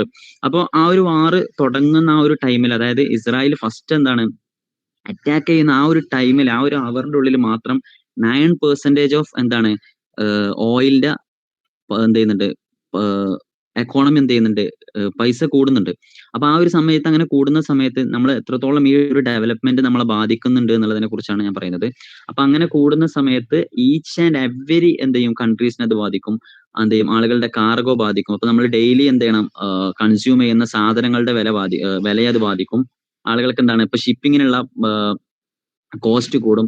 അപ്പൊ ഇതൊക്കെ എന്താണ് നമ്മൾ ഈ ഒരു ഡെവലപ്മെന്റ് എന്ന് പറയുന്ന സമയത്ത് ഏതെങ്കിലും ഒരു രാജ്യത്ത് ചെറിയൊരു ഇവന്റ് ഉണ്ടായി കഴിഞ്ഞാൽ തന്നെ എന്ത് ചെയ്യും, അതെന്ത് ചെയ്യും നമ്മളെ ഗ്ലോബലി എന്ത് ചെയ്യും ബാധിക്കും എന്നുള്ളതാണ് ഇതിൽ നിന്ന് നമ്മൾ മനസ്സിലാക്കേണ്ടത്. അപ്പൊ നിങ്ങൾക്ക് എന്ത് ചെയ്യാൻ പറ്റും, എക്സാം എഴുതുന്ന സമയത്ത് ഇതൊക്കെ എന്താണ് എക്സാമ്പിൾ ആക്കിയിട്ട് നിങ്ങൾക്ക് എന്ത് ചെയ്യാൻ പറ്റും, എഴുതാൻ വേണ്ടി പറ്റും. എക്സാമ്പിൾസ് ഒക്കെ എഴുതുന്ന സമയത്ത് മാക്സിമം നിങ്ങൾ എന്ത് ചെയ്യുക, അത് മാത്രം ഫോക്കസ് ചെയ്തിട്ട് എഴുതുക എന്നുള്ളതാണ്.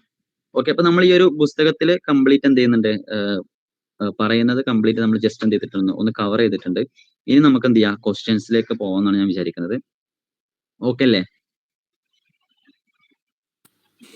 ജസ്റ്റ് മൈഗ്രേഷന്റെ എക്സ്റ്റേണൽ ഇന്റേണൽ അല്ലേ, അതിന്റെ സബ് വരുന്ന ഒരു സംഭവമല്ലേ ഔട്ട്കം, ആ ഒരു സാധനമാണോ? ഇൻ മൈഗ്രേഷൻ, ഔട്ട് മൈഗ്രേഷൻ, ഇമിഗ്രേഷന് ആ ഒരു സാധനമാണോ? അതൊന്ന് എക്സ്പ്ലെയിൻ ചെയ്യോ ജസ്റ്റ്?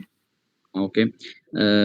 എക്സാക്ട് എനിക്ക് എന്താണ് ആ ഒരു ടേംസിന്റെ കറക്റ്റ് മീനിങ് അറിയില്ല. ബട്ട് അതുകൊണ്ട് ഉദ്ദേശിക്കുന്നത് എന്താണ്, ഇപ്പൊ പുറത്ത് പോകുന്നവര് എന്താണ് ഇപ്പൊ നമ്മൾ ഫ്ലൈറ്റിലൊക്കെ പോയി കഴിഞ്ഞാൽ നമുക്ക് പറയാൻ പറ്റും ഇമിഗ്രൻസ് എമിഗ്രൻസ് എന്നുള്ള ഒരു 2 കാറ്റഗറി. അതായത് ഒന്ന് ഇങ്ങോട്ട് വരുന്ന ആളുകൾ, ഒന്ന് അങ്ങോട്ട് പോകുന്ന ആളുകൾ. അപ്പൊ ആ ഒരു രീതിയിൽ കാറ്റഗറൈസ് ചെയ്തിട്ടുള്ള ഒരു 4 ടൈപ്പാണ് ഈ ഇമിഗ്രൻസ് എമിഗ്രേഷൻ എന്നുള്ളത് കൊണ്ട് ഉദ്ദേശിക്കുന്നത്. ഓക്കെ. എക്സാക്ട് എന്താണ് ആ ഒരു 4 ഇതിന്റെ ടേമിന്റെ മീനിങ് ഞാൻ ജസ്റ്റ് എന്ത് ചെയ്യാം നോക്കിയിട്ട് പറയാം. എന്താണ് ഭയങ്കര കൺഫ്യൂസിങ് ആക്കുന്ന ഒരു ടേംസ് ആണ് ആ 4. ഓക്കെ. ഇതിൽ നിങ്ങൾ മനസ്സിലാക്കി, ഞാൻ പഠിച്ച സമയത്ത് എനിക്ക് മനസ്സിലായത് ഇൻ മൈഗ്രേഷൻ എന്ന് പറയുമ്പോൾ നമ്മുടെ കൺട്രിയിലേക്ക് ഇങ്ങോട്ട് വരുന്നതും, ഔട്ട് മൈഗ്രേഷൻ എന്ന് പറയുമ്പോൾ പുറത്തേക്ക്, അത് ഇന്റേണൽ വരുന്നത്. പിന്നെ ഇമിഗ്രേഷൻ എന്ന് പറയുമ്പോഴും പുറത്തുനിന്നുള്ള രാജ്യത്തുനിന്ന് ഇങ്ങോട്ട് വരുന്നത്, എമിഗ്രേഷൻ എന്ന് പറയുമ്പോൾ ഇവിടുന്ന് അങ്ങോട്ട് പോകുന്നത്. ഇങ്ങനെയാണ് മനസ്സിലാക്കിയത്. കറക്റ്റ് ആണോ എന്ന് അറിയാനാണ്.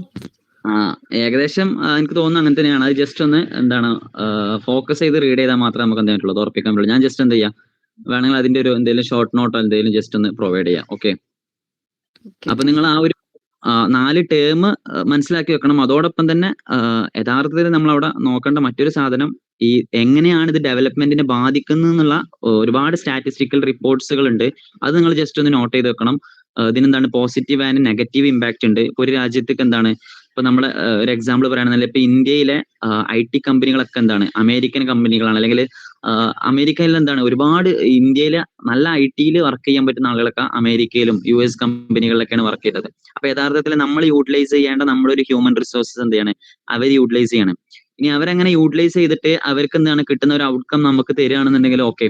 പക്ഷെ അവരെല്ലാം എന്താണ് ഇപ്പൊ ഡബിൾ സിറ്റിസൺഷിപ്പോ അല്ലെങ്കിൽ അങ്ങനെ എന്തെങ്കിലുമൊക്കെ ആയിട്ട് അവിടെ തന്നെ കൂടുന്ന ആളുകളാണ്. അപ്പൊ നമുക്ക് എന്താണ് നമ്മുടെ അത്രയും ഒരു ഹ്യൂമൻ റിസോഴ്സസ് എന്ത് ചെയ്യാണ് നമ്മൾ ബാധിക്കണം. അപ്പൊ നമ്മൾ പ്രോപ്പർ ആയിട്ടുള്ള ഇൻഫ്രാസ്ട്രക്ചർ കൊടുക്കുക, അതുപോലെ തന്നെ പ്രോപ്പർ ആയിട്ടുള്ള സ്റ്റാൻഡർഡൈസ് ചെയ്തിട്ടുള്ള എഡ്യൂക്കേഷൻ കൊടുക്കുക എന്നുള്ളതാണ് അതിലൊരു നമുക്ക് ചെയ്യാൻ പറ്റുന്ന ഒരു സൊല്യൂഷന്. അപ്പൊ അതാണ് യഥാർത്ഥത്തിൽ അവിടെ അതുകൊണ്ട് ഉദ്ദേശിക്കുന്നത്. അപ്പൊ ഇന്ത്യക്ക് എന്താണ് ഇനി നെക്സ്റ്റ് ഉള്ള ഒരു കുറച്ച് വർഷങ്ങൾ കൊണ്ട് യഥാർത്ഥത്തിൽ ഭയങ്കരമായിട്ട് ഇന്ത്യ അനുഭവിക്കാൻ പോകുന്ന, ഇന്ത്യ എന്ന് മാത്രമല്ല ഒരുപാട് രാജ്യങ്ങൾ അനുഭവിക്കാൻ പോകുന്ന ഒരു മെയിൻ പ്രോബ്ലം ആണ് ഈ ഒരു സ്കാസിറ്റി ഓഫ് ഹ്യൂമൻ റിസോഴ്സസ് എന്ന് പറയുന്നത്. അപ്പൊ അത് അതിലൊരു മെയിൻ പോയിന്റ് ആണ്. അത് നിങ്ങൾ ജസ്റ്റ് എന്ത് ചെയ്യണം, അങ്ങനെ തന്നെ നോട്ട് ചെയ്ത് വെക്കണം. നിങ്ങൾക്ക് വേണമെന്നുണ്ടെങ്കിൽ ജസ്റ്റ് ഗൂഗിൾ ചെയ്ത് കഴിഞ്ഞാൽ നിങ്ങൾക്ക് ഒരുപാട് സ്റ്റാറ്റിസ്റ്റിക്കൽ റിപ്പോർട്ട്സ് ഒക്കെ കിട്ടും. അപ്പൊ നിങ്ങൾക്ക് കുറച്ചും കൂടെ എന്ത് ചെയ്യാം, ഈസി ആയിട്ട് ആ ഒരു റിപ്പോർട്ട്സ് ഒക്കെ വെച്ചിട്ട് നിങ്ങൾക്ക് എന്ത് ചെയ്യാൻ പറ്റും, എഴുതാൻ വേണ്ടി പറ്റും. ഇനി എന്താണ് ഇനി നിങ്ങൾക്ക് എന്താണ് അങ്ങനെ റിപ്പോർട്ട്സ് ഒന്നും കിട്ടിയില്ല എന്നുണ്ടെങ്കിൽ പോലും നിങ്ങൾക്ക് എന്ത് ചെയ്യാൻ പറ്റും, നിങ്ങളുടേതായ ഒരു ഭാഷയിൽ എന്താണ് അക്കോർഡിംഗ് ടു ഏതെങ്കിലും ഒരു പ്യൂർ റിസർച്ച് സെന്ററോ അല്ലെങ്കിൽ ഏതെങ്കിലും ഒരു വാലിഡ് ആയിട്ടുള്ള ഒന്ന് രണ്ട് എന്താണ് റിസർച്ച് ടീമിനൊക്കെ നിങ്ങൾക്ക് മെൻഷൻ ചെയ്തിട്ട്, അല്ലെങ്കിൽ എന്താണ് നമ്മൾ ഫോബ്സ് ഇൻഡെക്സ്, അതുപോലെ തന്നെ വേൾഡ് എമിഗ്രേഷൻ ഇൻഡെക്സ് എന്നൊക്കെ പറയുന്ന ഒരുപാട് സാധനങ്ങളുണ്ട്. അത് നിങ്ങൾ ജസ്റ്റ് ഒന്ന് നോട്ട് ചെയ്ത് വെക്കുക. അക്കോർഡിംഗ് ടു എന്നൊക്കെ എന്താണ് അങ്ങനെയൊക്കെ ചെയ്തിട്ട് നിങ്ങൾക്ക് എന്താണ് ഇത്ര പെർസെന്റേജ് എന്നൊക്കെ പറഞ്ഞിട്ട് നിങ്ങൾക്ക് നിങ്ങളുടേതായ രീതിയിൽ എന്താണ് പിടിക്കപ്പെടാത്ത രീതിയിലൊക്കെ എന്തെങ്കിലും കണക്കൊക്കെ എന്ത് ചെയ്യാൻ പറ്റും, എഴുതാൻ പറ്റും. അപ്പൊ അത് നിങ്ങളുടെ ഒരു സ്കില്ല് പോലെ ഉണ്ടാകും. ഓക്കെ, അപ്പൊ ഇത്രയാണ് ഓൾമോസ്റ്റ് അതിൽ കവർ ചെയ്യാനുള്ളത്. ഇനി എന്തെങ്കിലും ഡൗട്ട് ഉണ്ടോ ആർക്കെങ്കിലും?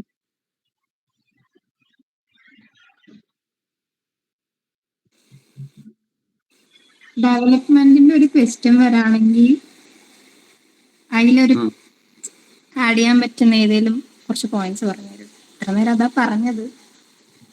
ഓക്കെ, ഞാൻ എന്താണ് ഭയങ്കര വൈഡ് ആയിട്ട് പറഞ്ഞതുകൊണ്ടായിരിക്കും നിങ്ങൾക്ക് അങ്ങനെ ഫോക്കസ് ചെയ്യാൻ പറ്റും. നിങ്ങൾക്ക് എന്ത് ചെയ്യാൻ പറ്റും, പല രീതിയിൽ ഇപ്പൊ അങ്ങനെ ഒരു ക്വസ്റ്റ്യൻ വരുന്ന സമയത്ത് ഇപ്പൊ ഡെവലപ്മെന്റ് എന്താണ്, ഡെവലപ്മെന്റ് കൊണ്ട് ഉദ്ദേശിക്കുന്നത് ഉള്ളൊരു ക്വസ്റ്റ്യൻ ആണെന്ന് എക്സാമ്പിൾ പറയാം. അപ്പോൾ നിങ്ങൾക്ക് എഴുതാൻ പറ്റും, ഫസ്റ്റ് തന്നെ നിങ്ങൾക്ക് ഡെഫിനിഷൻ ഓഫ് ഡെവലപ്മെന്റ് എന്നുള്ള ഒരു ഹെഡിങ് കൊടുക്കാൻ പറ്റും. എന്നിട്ട് നിങ്ങൾക്ക് അത് എഴുതാൻ പറ്റും. അങ്ങനെ നമ്മൾ ഹെഡിങ് ആയിട്ട് കൊടുക്കുക. പിന്നെ മീനിങ് ഓഫ് ഡെവലപ്മെന്റ് എന്ന് പറഞ്ഞിട്ട് അതുകൊണ്ട് ഉദ്ദേശിക്കുന്നത് എന്താണ്, പിന്നെന്താണ് ഗ്രോത്ത്, എവല്യൂഷന്, ഡെവലപ്മെന്റ് എന്നുള്ള ഒരു ഹെഡിങ് കൊടുക്കുക. എന്നിട്ട് അത് മൂന്നിനെയും ഡിഫറൻഷിയേറ്റ് ചെയ്തിട്ട് എഴുതാം. അപ്പൊ തന്നെ ഓൾമോസ്റ്റ് നിങ്ങൾ എന്ത് ചെയ്തു, കുറെ പാർട്സ് കവർ ചെയ്തിട്ടുണ്ടാവും. നിങ്ങൾക്ക് അതിൽ തന്നെ ഒരു പേജ് ഒക്കെ നിങ്ങൾക്ക് കവർ ചെയ്യാൻ വേണ്ടി പറ്റും.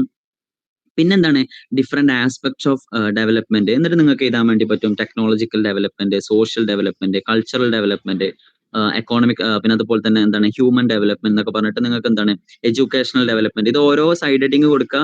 നിങ്ങൾക്ക് ഇത്ര എഴുതിയാൽ മതി. എഡ്യൂക്കേഷണൽ ഡെവലപ്മെന്റ് എന്താണ് ഒരു കൺട്രിക്ക് അത്യാവശ്യമാണ്, അല്ലെങ്കിൽ എന്താണ് ഇത്ര പെർസെന്റേജ് ഇത് വേണം എന്നൊക്കെ പറയുന്ന രീതിയിൽ നിങ്ങൾക്ക് എന്താണ് നിങ്ങളുടേതായ രീതിയിൽ ഈസി ആയിട്ട് തന്നെ എഴുതാൻ വേണ്ടി പറ്റും. പക്ഷെ എന്താണ് ആ ഒരു ആൻസർ ഷീറ്റ് നോക്കുന്ന ഒരാള് മനസ്സിലാക്കുക എന്താണ് നിങ്ങൾ എല്ലാ ഒരു ആസ്പെക്ടും കവർ ചെയ്തിട്ട് എന്ത് ചെയ്തിട്ടുണ്ട്, ഡെവലപ്മെന്റിനെ അപ്രോച്ച് ചെയ്തിട്ടുണ്ട്. പിന്നെ നിങ്ങൾ എന്താണ് ഈ ഒരു ഡെവലപ്മെന്റുമായി ബന്ധപ്പെട്ടിട്ടുള്ള എന്തെങ്കിലും ഡിബേറ്റ്സ് ഉണ്ടോ എന്ന് ഇപ്പൊ ഞാൻ നേരത്തെ പറഞ്ഞതുപോലെ തന്നെ എന്താണ് വുമൻ എംപവർമെന്റുമായി റിലേറ്റ് ചെയ്തിട്ട് ഫെമിനിസം, പിന്നെ ഇതുപോലെ തന്നെ ഇതുമായി ബന്ധപ്പെട്ടിട്ട് വന്നിട്ടുള്ള പോളിസി മേക്കേഴ്സ് എന്തെങ്കിലും പോളിസി ഉണ്ടോ. ഇപ്പൊ നമ്മുടെ രാജ്യത്തിന്റെ മാത്രം എടുത്ത് നോക്കുകയാണെന്നുണ്ടെങ്കിൽ ഒരുപാട് സേവ, ഒരുപാട് യോജന എന്നൊക്കെ പറയുന്ന എന്താണ് ഇപ്പൊ PMJY എന്നൊക്കെ പറയുന്ന രീതിയിൽ ഒരുപാട് സാധനങ്ങളുണ്ട്. അതൊക്കെ നിങ്ങൾക്ക് മെൻഷൻ എഴുതാൻ വേണ്ടി പറ്റും. ഇനി ഒരു ഗ്ലോബൽ ലെവലിൽ നോക്കുന്ന സമയത്ത് യുണൈറ്റഡ് നേഷൻ, WHO അവര് പ്രപ്പോസ് ചെയ്യുന്ന സാധനങ്ങൾ, പിന്നെ ഈ ഒരു ഡെവലപ്മെന്റുമായി ബന്ധപ്പെട്ടിട്ട് പിന്നീട് ഉണ്ടായിട്ടുള്ള ഇവന്റുകള്, ഇപ്പൊ ഞാൻ നേരത്തെ പറഞ്ഞതുപോലെ തന്നെ പ്രോട്ടോകോളുകള്, സമ്മിറ്റുകള്, അങ്ങനെ എന്ത് ചെയ്യാൻ പറ്റും, നിങ്ങൾ മാക്സിമം ഇത് നിങ്ങൾ കംപ്ലീറ്റ് ഒരു essay മോഡൽ എഴുതി കഴിഞ്ഞാൽ ഒരിക്കലും നോക്കുന്ന ആൾക്ക് ഹൈലൈറ്റ് ചെയ്യാൻ വേണ്ടി പറ്റൂല. അപ്പൊ നിങ്ങൾ മാക്സിമം എന്ത് ചെയ്യാം, അവർക്ക് ഹൈലൈറ്റ് ചെയ്ത് മനസ്സിലാക്കാൻ പറ്റുന്ന രീതിയിൽ നിങ്ങൾ കുറച്ചും കൂടെ പോയിന്റ് ഔട്ട് ചെയ്തിട്ട് എഴുതാം. ഓക്കെ, ഇനി നമുക്ക് ക്വസ്റ്റ്യനിലേക്ക് പോകുന്നതാണ് ഞാൻ മനസ്സിലാക്കുന്നത്. ഫസ്റ്റ് ക്വസ്റ്റ്യൻ എന്താണ് നമ്മൾ പറഞ്ഞു, എന്താണ് നമ്മൾ ആ ഒരു ജനറൽ ക്വസ്റ്റ്യൻ ആണ്. അതുപോലെ തന്നെ സെക്കൻഡ് ക്വസ്റ്റ്യന് ഡിഫറെന്റ് ഡയമെൻഷൻസ്, അതിലാണ് നിങ്ങൾ ഞാൻ ഈ പറഞ്ഞ കൾച്ചറൽ, അതുപോലെ തന്നെ സോഷ്യൽ, ടെക്നോളജിക്കൽ, അഡ്മിനിസ്ട്രേറ്റീവ് എന്നൊക്കെയുള്ള ആ ഒരു ഫാക്ടേഴ്സ് കംപ്ലീറ്റ് ആഡ് ചെയ്യുക എന്നുള്ളതാണ്. പിന്നെ ചേഞ്ച് ആൻഡ് ഡെവലപ്മെന്റ്, ഇതിൽ നിങ്ങൾ നോക്കേണ്ടത് ചേഞ്ച് എന്ന് പറയുന്ന സമയത്ത് അല്ലെങ്കിൽ ഗ്രോത്ത് എന്ന് പറയുന്ന സമയത്ത് എന്താണ് ചേഞ്ച് എന്ന് പറഞ്ഞു കഴിഞ്ഞാൽ പോസിറ്റീവ് ആൻഡ് നെഗറ്റീവ് സാധനത്തിന് നമുക്ക് എന്ത് ചെയ്യാൻ പറ്റും, ചേഞ്ച് എന്ന് പറയാൻ വേണ്ടി പറ്റും. ഒരു സാധനം ഒരു സ്ഥലത്ത് ഇല്ലാതാവുന്നതിനെയും അല്ലെങ്കിൽ അതിന്റെ മേലെ ഒന്നെന്താണ് ആഡ് ആവുന്നതിനെയും നമുക്ക് ചേഞ്ചിന് വേണ്ടി പറയാൻ പറ്റും. പക്ഷെ ഡെവലപ്മെന്റ് എന്ന് പറയുന്ന സമയത്ത് പോസിറ്റീവ് ആയിട്ടുള്ള ഗ്രോത്തിന് അല്ലെങ്കിൽ പോസിറ്റീവ് ആയിട്ടുള്ള ചേഞ്ചിന് മാത്രമാണ് നമ്മൾ ഡെവലപ്മെന്റ് എന്ന് പറയാം. നിങ്ങൾ എന്ത് ചെയ്യണം, ഇതൊക്കെ ഈ പറഞ്ഞ പോയിന്റിലൊക്കെ നിങ്ങൾക്ക് നമ്മളിപ്പോ ഈ കവർ ചെയ്ത എല്ലാ സാധനവും നിങ്ങൾക്ക് എന്ത് ചെയ്യാൻ പറ്റും, ആഡ് ചെയ്യാൻ വേണ്ടി പറ്റും. ഓക്കെ, പിന്നെ ഞാൻ നേരത്തെ പറഞ്ഞ എവല്യൂഷന്, പ്രോഗ്രസ്, ഗ്രോത്ത് എന്താന്നുള്ള ആ ഒരു എന്താണ് അത് ഡിഫറൻഷിയേറ്റ് ചെയ്തിട്ട് എഴുതുക എന്നുള്ളതാണ്. പിന്നെ unit 2 factors and instruments of development ആണ്. നിങ്ങൾ ഈ ക്വസ്റ്റ്യൻ നോക്കുന്ന സമയത്ത് ഈ ക്വസ്റ്റ്യൻ എത്ര തവണ റിപ്പീറ്റ് ചെയ്തിട്ടുള്ളത് നോക്കണം. അങ്ങനെ റിപ്പീറ്റ് ചെയ്ത ക്വസ്റ്റ്യൻ ആണെന്നുണ്ടെങ്കിൽ അത് ഇമ്പോർട്ടന്റ് ക്വസ്റ്റ്യൻ ആണ്. പിന്നെ ആ ഒരു യൂണിറ്റിൽ നിങ്ങൾ ആ ഒരു ആസ്പെക്ട് മാത്രം നിങ്ങൾ എന്ത് ചെയ്താൽ മതി, ഫോക്കസ് ചെയ്താൽ മതി. കാരണം എനിക്ക് തോന്നുന്നു ഓൾമോസ്റ്റ് ഒരു 228 അങ്ങനെ എത്ര പേജസ് ഉണ്ട് നിങ്ങളുടെ ടെക്സ്റ്റ്. അത് കംപ്ലീറ്റ് വായിച്ചു കഴിഞ്ഞാൽ നിങ്ങൾക്ക് എല്ലാ പോയിന്റ്സും നിങ്ങൾക്ക് അത്ര ബൈഹാർട്ട് ചെയ്യാൻ വേണ്ടി പറ്റിക്കോളുന്നില്ല. അപ്പോൾ മോസ്റ്റ് ആയിട്ട് ഏത് ക്വസ്റ്റ്യൻ ആണോ ചോദിക്കുന്നത് അത് മാത്രം ജസ്റ്റ് ഫോക്കസ് ചെയ്യാം. എന്താണ് various factors influence in development, എന്തൊക്കെ ഫാക്ടറുകളാണെന്നുള്ളത് നമ്മൾ നേരത്തെ ഡിസ്കസ് ചെയ്ത് നിങ്ങൾക്ക് എന്ത് ചെയ്താൽ മതി, അത് ഓരോ ഫാക്ടർ സൈഡ് ഹെഡിങ് ഇട്ട് ചെയ്താൽ. പിന്നെ socio cultural, political, economical factors almost എന്താണ് 2 ക്വസ്റ്റ്യനും സെയിം ക്വസ്റ്റ്യൻ തന്നെയാണ്. പിന്നെ അതായത് എന്താണ് ഈ അണ്ടർ ഡെവലപ്ഡ് കൺട്രീസ് എങ്ങനെയാണ് ഡെവലപ്ഡ് കൺട്രീസുമായിട്ട് എന്താണ് ഡിഫറൻഷിയേറ്റ് ചെയ്യുന്നത് എന്നുള്ളൊരു ക്വസ്റ്റ്യൻ. ഓക്കെ, യൂണിറ്റ് 4 എന്താണ് മോഡേണൈസേഷൻ എന്താണ്, അർബനൈസേഷൻ എന്താണ്, ഇൻഡസ്ട്രി, അത് കൃത്യമായിട്ട് നമ്മൾ മനസ്സിലാക്കണം. എല്ലാം ഒന്നാണെന്നുള്ള ആ ഒരു ധാരണ മാറ്റിയിട്ട് എന്താണ് മോഡേണൈസേഷൻ കൊണ്ട് ഉദ്ദേശിക്കുന്നത്, അതുപോലെ തന്നെ എന്താണ് അർബനൈസേഷൻ കൊണ്ട് ഉദ്ദേശിക്കുന്നത്, എന്താണ് ഇൻഡസ്ട്രിയലൈസേഷൻ കൊണ്ട്, അത് കൃത്യമായിട്ട് മനസ്സിലാക്കാം. ആ ക്വസ്റ്റ്യൻ അതുപോലെ തന്നെ ഇതാ. First question what do you understand by മോഡേണൈസേഷന്, അതുപോലെ തന്നെ second how did industrialization pave the way for modernization. അതൊരു ഇമ്പോർട്ടന്റ് പോയിന്റ് ആണ്. നമ്മൾ എന്താണ് മോഡേണൈസേഷനെ, ഒരു രാജ്യം മോഡേണൈസേഷൻ ആവുക എന്ന് പറഞ്ഞു കഴിഞ്ഞാൽ ഫസ്റ്റ് ഓഫ് ഓൾ എന്താണ് അവിടെ ഇൻഡസ്ട്രിയലൈസേഷൻ വേണം. നമ്മൾ കുറച്ചും കൂടി ഹിസ്റ്ററിയിലേക്ക് നോക്കുന്ന സമയത്ത് ഈ ഒരു പ്രിന്റിംഗ് കണ്ടെത്തിയ സമയത്ത് ഭയങ്കരമായിട്ടുള്ള ഒരു ചേഞ്ച് എന്ത് ചെയ്തിട്ടുണ്ട്, ഉണ്ടായിട്ടുണ്ട്. അതുപോലെ തന്നെ ഒരു നെക്സ്റ്റ് ചേഞ്ച് ആണ് സ്റ്റീല് കണ്ടെത്തുന്ന സമയത്ത്, അതുപോലെ തന്നെ ഇരുമ്പ് കണ്ടെത്തു. പിന്നെ അതുപോലെ തന്നെ ഇതിൽ നിന്നൊക്കെ എനർജി പ്രൊഡ്യൂസ് ചെയ്യാൻ പറ്റുന്ന സമയം ഇലക്ട്രിക്കൽ എനർജി കണ്ടെത്തി. അപ്പൊ ഇതൊക്കെ ഭയങ്കരമായിട്ട് എന്ത് ചെയ്തിട്ടുണ്ട്, ഡെവലപ്മെന്റിന് കാരണമായിട്ടുണ്ട്. നിങ്ങളൊന്ന് ആലോചിച്ച് നോക്കൂ, ഇതൊന്നും എത്തിപ്പെടാത്ത ഒരു നാട് എന്ന് പറഞ്ഞു കഴിഞ്ഞാൽ കംപ്ലീറ്റ് എന്താണ് സീറോ ഡെവലപ്ഡ് ആയിരിക്കും. ഓക്കെ, അപ്പോ അത് നിങ്ങൾ എന്ത് ചെയ്യുക, കൃത്യമായിട്ട് മെൻഷൻ ചെയ്ത് എഴുതുക. പിന്നെ എങ്ങനെയാണ് അർബനൈസേഷന് ഡെവലപ്മെന്റിന്റെ പ്രോസസ് ആവുന്നത് എന്നുള്ളതാണ്. അർബനൈസേഷൻ എന്ന് പറഞ്ഞു കഴിഞ്ഞാൽ തന്നെ നമുക്കറിയാം എന്താണ്, ഇപ്പോൾ ടൗൺ ആവുക അല്ലെങ്കിൽ സിറ്റീസ് ആവുക എന്ന് പറഞ്ഞു കഴിഞ്ഞാൽ അവിടുത്തെ ഒരു മെയിൻ സാധനം എന്ന് പറഞ്ഞാൽ ഭയങ്കരമായിട്ടുള്ള സ്പീഡ് ട്രാൻസ്ഫോർമേഷൻ നടക്കും എന്നുള്ളതാണ്. അത് എനർജി ട്രാൻസ്ഫോർമേഷൻ ആവട്ടെ, എക്കോണമിക് ട്രാൻസ്ഫോർമേഷൻ ഉണ്ട്, പെട്ടെന്ന് എന്ത് ചെയ്യും, ട്രാൻസിഷൻ നടക്കും. അതായത് അവിടുത്തെ ഒരു ഫ്ലോ എന്ത് ചെയ്യും, ഭയങ്കര സ്പീഡായിരിക്കും എന്നുള്ളതാണ്. ഓക്കെ, ഇനി എന്താണ് പെർസ്പെക്റ്റീവ് ഓൺ ഡെവലപ്മെന്റ് എന്നുള്ളതാണ്. ഇതിൽ നമ്മൾ നേരത്തെ പറഞ്ഞു ഈ ഒരു ഡിപ്പെൻഡൻസി തിയറി എന്ന് പറയുന്നത്. ഡിപ്പെൻഡൻസി തിയറി എന്ന് പറഞ്ഞാൽ എന്താണ്, എക്കോണമിക് ബേസ് ചെയ്തിട്ട് എക്കോണമിക്കലി എന്ത് ചെയ്യുക, ഒരു രാജ്യം മറ്റൊരു രാജ്യത്തിനെ ഡിപ്പെൻഡ് ചെയ്തിരിക്കുന്ന ഒരു അവസ്ഥ. അഥവാ എന്താണ് രാജ്യം എന്താണ് ലോകത്തുള്ള എല്ലാ രാജ്യങ്ങളെയും 3 കാറ്റഗറി ആയി തിരിച്ചിട്ട് ഈ ഒരു അണ്ടർ ഡെവലപ്ഡ് കൺട്രീസ് എന്താണ് ഡെവലപ്ഡ് കൺട്രീസിന്റെ മേലിൽ ഡിപ്പെൻഡ് ആണെന്നുള്ള പറയുന്ന ഒരു തിയറിയാണ് ഡിപ്പെൻഡൻസ് തിയറി. കുറച്ചും കൂടി ഡീറ്റെയിൽ ആയിട്ട് അത് വായിക്കണം, ആരാണ് പ്രൊപ്പോസ് ചെയ്തതെന്നൊക്കെ നോക്കണം. Okay, and critically evaluate the dependency theory of development. അതിന്റെ ഒരു ക്രിറ്റിക്കൽ ഇവാലുവേഷൻ, അതായത് നമ്മൾ നേരത്തെ പറഞ്ഞു എക്കോണമിക്കലി മാത്രം എന്ത് ചെയ്യാൻ പറ്റില്ല, നമുക്ക് ഒരു രാജ്യം ഡിപ്പെൻഡ് ചെയ്യുന്നത് കൊണ്ട് നമുക്ക് എന്ത് ചെയ്യാൻ പറ്റില്ല, അതിനെ ഒരു തേർഡ് വേൾഡ് കൺട്രി എന്ന് പറയാൻ വേണ്ടി പറ്റില്ല. ഇപ്പൊ ഞാൻ ഒരു എക്സാമ്പിൾ പറയുന്നത്, ഇപ്പൊ സൗദി അറേബ്യ എടുത്ത് നോക്കുകയാണെന്നുണ്ടെങ്കിൽ അങ്ങനത്തെ ഒരുപാട് രാജ്യങ്ങൾ ഭയങ്കരമായിട്ട് ഡെവലപ്ഡ് ആണ്, പക്ഷെ സ്വന്തമായിട്ട് എന്തെങ്കിലും ഒരു ഡിഫൻസ് സിസ്റ്റം ഇല്ല. മറ്റൊരു രാജ്യത്തിന്റെ ആർമിയാണ് എന്ത് ചെയ്യുന്നത്, അവർ യൂസ് ചെയ്യുന്നത്. അപ്പം ഒരു എന്താണ് ഡിഫൻസ് എന്ന് പറയുന്നത് അത്രയും ഇമ്പോർട്ടന്റ് ആയിട്ടുള്ള ഒരു ഫാക്ടറാണ്. പക്ഷെ സ്വന്തമായിട്ട് അത് ഇല്ല എന്നുള്ളത് എന്താണ്, അത്രയും വെൽത്ത് ഉണ്ടായിട്ട് പോലും അത് മാനേജ് ചെയ്യാൻ പറ്റുന്നില്ല എന്നുള്ളതും കൂടെ കൺസിഡർ ചെയ്യുന്ന സമയത്ത് നമുക്ക് എന്ത് ചെയ്യാൻ പറ്റും, സൗദി അറേബ്യനെ അല്ലെങ്കിൽ അങ്ങനത്തെ മിഡിൽ ഈസ്റ്റിലെ അല്ലെങ്കിൽ ഏത് രാജ്യമാവട്ടെ നമുക്ക് എന്ത് ചെയ്യാം, കംപ്ലീറ്റ് ഒരു ഡെവലപ്ഡ് കൺട്രി ആണെന്ന് പറയാൻ വേണ്ടി പറ്റൂല. ഓക്കെ, അപ്പൊ അതാണ് അതിന്റെ ഒരു മെയിൻ ക്രിറ്റിക്കൽ. പിന്നെ അതുപോലെ തന്നെ ഡിസ്കസ് റോസ്ട്രോസ് ഹിസ്റ്റോറിക്കൽ സ്റ്റേജസ് അപ്രോച്ച്. എന്താണ് നിങ്ങളുടെ ടെക്സ്റ്റിൽ പറയുന്നത്, അത് ജസ്റ്റ് എന്താണ് അങ്ങനെ തന്നെ എന്ത് ചെയ്യാം, ഒന്ന് മനസ്സിലാക്കി വെക്കാം. Okay, next world system theory. ഞാൻ നേരത്തെ പറഞ്ഞു 3 സിസ്റ്റം ആക്കിയിട്ട് നമ്മൾ എന്ത് ചെയ്യുന്നുണ്ട്, കോർ, പെരിഫറൽ, അതുപോലെ തന്നെ semi peripheral, first world, second world, third world. ഇതും എന്താണ് ഒരു എക്കോണമിക് ബേസിൽ ആണ്, അതുപോലെ തന്നെ GDP ബേസിലാണ് ഈ ഒരു സിസ്റ്റം വരുന്നത്. അതെന്താണെന്ന് ജസ്റ്റ് നോക്കാം. പിന്നെ ഞാൻ നേരത്തെ പറഞ്ഞ എന്താണ് വാലസ്റ്റീന്റെ തിയറി. വാലസ്റ്റീന്റെ തിയറി എന്ന് പറഞ്ഞു കഴിഞ്ഞാലാണ് വേൾഡ് സിസ്റ്റം തിയറി. ഇമ്മാനുവൽ വാലസ്റ്റീൻ എന്നാണ് അയാളുടെ പേര്. അത് അങ്ങനെ തന്നെ നോട്ട് ചെയ്ത് വെക്കണം. നിങ്ങൾ എന്താണ് വേൾഡ് സിസ്റ്റം തിയറി എഴുതി പക്ഷെ എന്താണ് ഇയാളെ എന്താണ് നിങ്ങൾ മെൻഷൻ ചെയ്തിട്ടില്ല എന്നുണ്ടെങ്കിൽ അതൊരു നെഗറ്റീവ് പോയിന്റ് ആണ്. അപ്പൊ നിങ്ങൾ എന്ത് ചെയ്യുക, അതങ്ങനെ തന്നെ നോട്ട് ചെയ്ത് വെക്കാം. അപ്പൊ ഈ ഒരു യൂണിറ്റ് 6 ഈ ചോദിച്ചിട്ടുള്ള ഈ ഒരു 3 ക്വസ്റ്റ്യൻസ് നിങ്ങൾക്ക് എന്ത് ചെയ്യാം, മനസ്സിലാക്കിയാൽ ഏകദേശം സെയിം ക്വസ്റ്റ്യൻസ് തന്നെയാണ്. അപ്പൊ അതിന് മനസ്സിലാക്കേണ്ട മറ്റൊരു കാര്യം, ഈ ഒരു ക്വസ്റ്റ്യൻ ഇമ്പോർട്ടന്റ് ആയിട്ട് ചോദിക്കും എന്നുള്ളതാണ്. വേൾഡ് സിസ്റ്റം തിയറി അല്ലെങ്കിൽ ഡിപ്പെൻഡൻസ് തിയറിയോ ഇമ്പോർട്ടന്റ് ആയിട്ട് ചോദിക്കും എന്നുള്ളതാണ്. ഓക്കെ, ഇനി നെക്സ്റ്റ്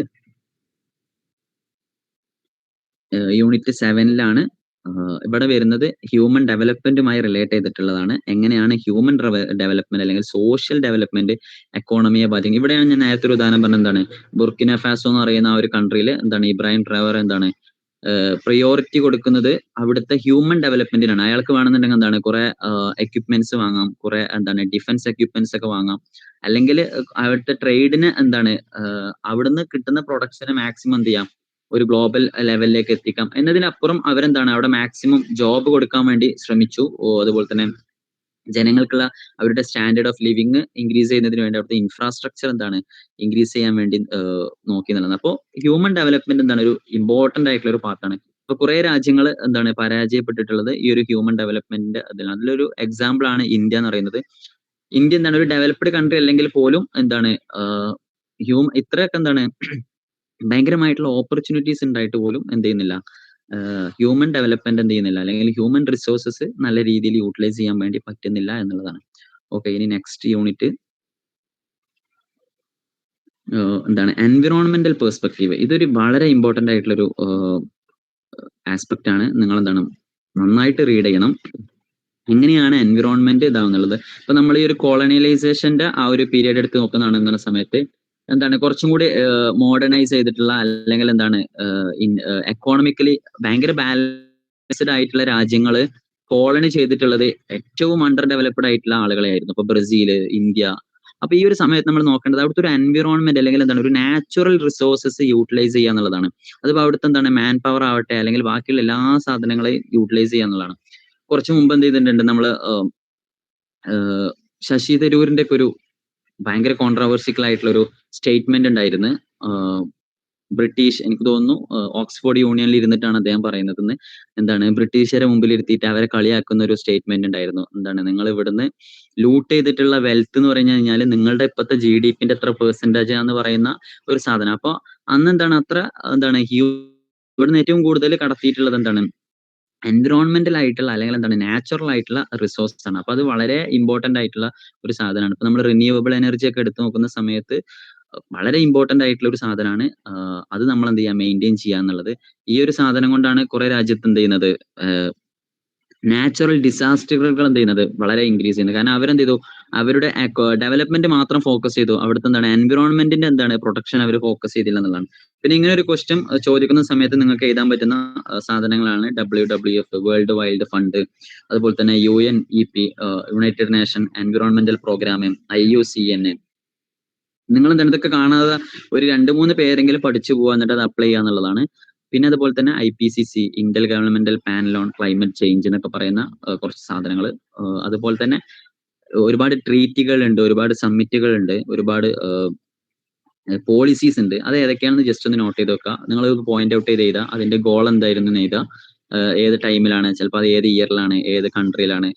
മാക്സിമം എന്താണ് ബ്രസീലിനും പിന്നെ അതുപോലെ തന്നെ സൗത്ത് ആഫ്രിക്ക, ജപ്പാനിലൊക്കെ എന്ത് ചെയ്തിട്ടുണ്ട്, അങ്ങനെ ഒരുപാട് ട്രീറ്റികളൊക്കെ ഉണ്ടായിട്ടുണ്ട്. സോ ഇത്രയാണ് ഈ ഒരു യൂണിറ്റിൽ. നെക്സ്റ്റ്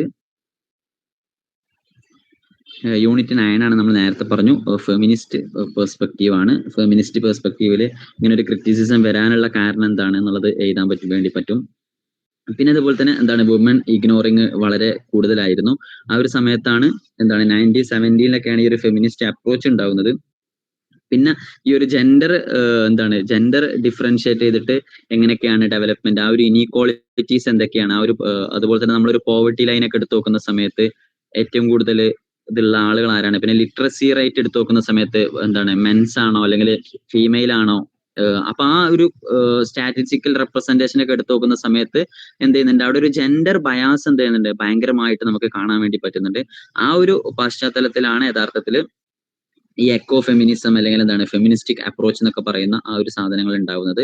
അപ്പോൾ അതിന്റെ പിന്നിൽ എന്ത് ചെയ്തിട്ട് ഒരുപാട് പോളിസീസ് മേക്ക് ചെയ്യുന്നുണ്ട്. ഇപ്പൊ ഇന്ത്യയിലൊക്കെ ഇപ്പോഴും ഭയങ്കരമായിട്ടുള്ള ഒരു പ്രോബ്ലം ആണ് ഈ ഒരു ജെൻഡർ ബയാസ് നല്ല രീതിയിൽ നിലനിൽക്കുന്നുണ്ട് എന്നുള്ളത്. അതെന്താണ് പൊളിറ്റിക്കൽ റെപ്രസെന്റേഷൻ ആവട്ടെ അല്ലെങ്കിൽ എന്താണ് സോഷ്യൽ റെപ്രസെന്റേഷൻ ആവട്ടെ, ഏതൊരു കാറ്റഗറി എടുത്ത് നോക്കുകയാണെന്നുണ്ടെങ്കിലും ഈ ഒരു ഭയങ്കരമായിട്ടുള്ള ഒരു ചാലഞ്ചാണ്. പ്രത്യേകിച്ച് ട്രഡീഷണലിസ്റ്റിക് ആയിട്ടുള്ള കൾച്ചറിലാണ് ഇത് കുറച്ചും കൂടെ കൂടുതൽ.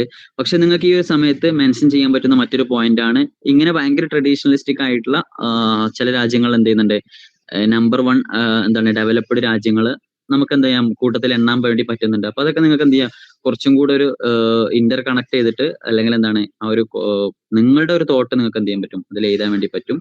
അപ്പോൾ ഈ ഒരു ചാപ്റ്ററിന് ഈ ഒരു 4 ക്വസ്റ്റ്യൻസ് ആണുള്ളത്. ഓൾമോസ്റ്റ് എല്ലാ ക്വസ്റ്റ്യൻസിന്റെയും നിങ്ങൾക്ക് അപ്രോച്ച് ചെയ്യാൻ പറ്റുന്ന ഒരു സെയിം രീതിയിൽ തന്നെയാണ്. അപ്പോൾ ജസ്റ്റ് എന്ത് ചെയ്യാം ഒന്ന് നോക്കി വെക്കാം. Okay. And next capitalism, socialism, അതുപോലെ തന്നെ മിക്സ്ഡ് എക്കോണമി. ഇവിടെ ഇമ്പോർട്ടന്റ് ആയിട്ടുള്ള ഒരു സാധനം ഇന്ത്യ ഏത് സ്വീകരിച്ചു എന്നുള്ളതാണ്. ഇന്ത്യ യഥാർത്ഥത്തിൽ എന്ത് ചെയ്തു, ഒരു മിക്സ്ഡ് എക്കോണമി സ്വീകരിച്ചു എന്നുള്ളതാണ്. അത് വേൾഡിൽ തന്നെ ഭയങ്കരമായിട്ട് ആ ഒരു സമയത്ത് ഒരു എന്താണ് 1950 അല്ലെങ്കിൽ എന്താണ് ആ ഒരു സ്വാതന്ത്ര്യ പോസ്റ്റ് ഇൻഡിപെൻഡന്റ് ടൈമിലൊക്കെ ഭയങ്കരമായിട്ട് ആളുകൾക്ക് മാതൃകയായിട്ടുള്ള, ലോകരാജ്യങ്ങൾക്ക് മാതൃകയായിട്ടുള്ള ഒരു മെത്തേഡായിരുന്നു യഥാർത്ഥത്തിൽ മിക്സ്ഡ് എക്കോണമി എന്ന് പറയുന്നത്. അതിൽ നിങ്ങൾ എന്താണ് ഇങ്ങനെ ഒരു ക്വസ്റ്റ്യൻ ചോദിക്കുന്ന സമയത്ത് എന്താണ് ക്യാപിറ്റലിസം എന്ന് എഴുതണം, അതുപോലെ തന്നെ എന്താണ് സോഷ്യലിസം എന്ന് എഴുതണം. നിങ്ങൾക്ക് അറിയുന്നുണ്ടെങ്കിൽ എന്താണ് ഫ്യൂഡലിസം എന്നും കൂടി നിങ്ങൾക്ക് എഴുതാൻ വേണ്ടി പറ്റും. പിന്നെ എന്തുകൊണ്ട് ഇന്ത്യ ആ ഒരു ഇത് എടുത്തു എന്നുള്ള എനിക്ക് തോന്നുന്നത് നെഹ്റുവിന്റെ ഒക്കെ ആ ഒരു ടൈമിലായിരുന്നു ഇങ്ങനെ ഒരു അപ്രോച്ച് ഉണ്ടായിരുന്നത്. ഓക്കെ. പിന്നെ ഡെവലപ്മെന്റ് ആസ് ഫ്രീഡം എന്ന് പറയുന്നത്, ഇതിൽ മെയിൻ ആയിട്ടുള്ളത് ഈ ഡെവലപ്മെന്റ് ആസ് ഫ്രീഡം എന്ന് പറയുന്നത് നിങ്ങൾ നോട്ട് ചെയ്ത് വെക്കണം. ഇൻ ലാർജർ ഫ്രീഡം അല്ല, ഡെവലപ്മെന്റ് ആസ് ഫ്രീഡം എന്ന് പറയുന്നത് അമർത്യ സെന്റെ ഒരു കോൺസെപ്റ്റ് ആണ്. എന്താണ് ഫ്രീഡം എന്ന് പറഞ്ഞു കഴിഞ്ഞാൽ എന്താണ്, ഒരു രാജ്യം കംപ്ലീറ്റ് ഡെവലപ്പ് ആയി കഴിഞ്ഞാൽ മാത്രമേ ആ രാജ്യത്തിന് എന്തുള്ളൂ 100% ഫ്രീഡം ഉള്ളൂ എന്ന് പറയുന്ന ഒരു കോൺസെപ്റ്റ് ആണ് ഈ ഒരു ചാപ്റ്ററിൽ മെയിൻ ആയിട്ട് ഡിസ്കസ് ചെയ്യുന്നത്. പിന്നെ ഇൻ ലാർജർ ഫ്രീഡം എന്ന് പറയുന്നത് കോഫി അണ്ണൻ അഥവാ എന്താണ് UN സെക്രട്ടറി ജനറൽ ആയിരുന്ന കോഫി അണ്ണന്റെ ഒരു തിയറിയാണ്. ഓക്കെ, അത് അങ്ങനെ തന്നെ നോട്ട് ചെയ്ത് വെക്കാം. ആൻഡ് യൂണിറ്റ് 12 ഇവിടെയാണ് ഒരു മൈഗ്രേഷന്, അതുപോലെ തന്നെ ഡിസ്പ്ലേസ്മെന്റ് എന്ന് പറഞ്ഞു കഴിഞ്ഞാൽ, മൈഗ്രേഷൻ എന്ന് പറഞ്ഞു കഴിഞ്ഞാൽ എന്താണ്, ഒരാളെ ഇഷ്ടത്തിന് മീൻസ് എന്താണ്, ഇനിയിപ്പോ ഇതിന്റെ ഒരു പോസിറ്റീവ് ആൻഡ് നെഗറ്റീവ് വശങ്ങളുണ്ട്. ഇപ്പൊ യുദ്ധം ഉണ്ടായി കഴിഞ്ഞിട്ട് ആസ് എ റെഫ്യൂജി ആളുകൾ എന്ത് ചെയ്യാറുണ്ട്, ഡിസ്പ്ലേസ് ചെയ്യാറുണ്ട്, അല്ലെങ്കിൽ എന്താണ് മൈഗ്രേറ്റ് ചെയ്യാറുണ്ട്. അപ്പൊ അതൊരു പാർട്ടാണ്. അത് നെഗറ്റീവ് ആയിട്ടായിരിക്കും ഒരു രാജ്യത്തെ എന്ത് ചെയ്യുക ബാധിക്കാം. ഒരു രാജ്യത്ത് നിന്ന് എന്താണ് ഒരുപാട് റെഫ്യൂജീസ് മറ്റൊരു രാജ്യത്തേക്ക് വരുന്ന സമയത്ത് ഇവരുടെ ഒരു ഹ്യൂമൻ റിസോഴ്സസ് അല്ലെങ്കിൽ ഇവരുടെ ഒരു നാച്ചുറൽ റിസോഴ്സസ്, പിന്നെ അതുപോലെ തന്നെ ഇതിൽ ഒരുപാട് ഫാക്ടേഴ്സ് ഉണ്ട്. എന്താണ് പുഷ് ഫാക്ടേഴ്സ്, പുൾ ഫാക്ടേഴ്സ് എന്നൊക്കെ പറയുന്ന ഒരുപാട് ഫാക്ടേഴ്സ് ഉണ്ട്. അപ്പൊ അതൊക്കെ നിങ്ങൾ ജസ്റ്റ് ഒന്ന് നോട്ട് ചെയ്യുക. അത് എങ്ങനെയൊക്കെയാണ് ബാധിക്കുന്നത് നോക്കാം. പോസിറ്റീവ് ആയിട്ടുള്ള ഇമ്പാക്ട് എന്താണ്, അതുപോലെ തന്നെ നെഗറ്റീവ് ആയിട്ടുള്ള ഇമ്പാക്ട് ഏതാണെന്നും കൂടെ നോക്കണം. പിന്നെ ഈ ഡിസ്പ്ലേസ്മെന്റ് എന്ന് പറഞ്ഞു കഴിഞ്ഞാല് നമ്മൾ എന്താണ് നിർബന്ധിച്ച് മാറ്റി പാർപ്പിക്കുന്നതാണ് ഡിസ്പ്ലേസ്മെന്റ് എന്ന് പറഞ്ഞു കഴിഞ്ഞാൽ. ഇപ്പൊ ഒരു യുദ്ധം ഉണ്ടാകുന്ന സമയത്ത് അല്ലെങ്കിൽ ഒരു നാച്ചുറൽ ഡിസാസ്റ്റർ ഒക്കെ ഉണ്ടാകുന്ന സമയത്ത് എന്ത് ചെയ്യും, നിർബന്ധിച്ച ആളുകൾ നമ്മൾ മാറ്റി പാർപ്പിക്കും. അപ്പൊ ഈ ഒരു സമയത്തും എന്ത് ചെയ്യുന്നുണ്ട്, എക്കോണമിക് ബേസിൽ എന്ത് ചെയ്യുന്നുണ്ട്, ഒരുപാട് നെഗറ്റീവ് ആൻഡ് പോസിറ്റീവ് ഇമ്പാക്ട് ഉണ്ടാവുന്നുണ്ട് എന്നുള്ളതാണ്. ഓക്കെ.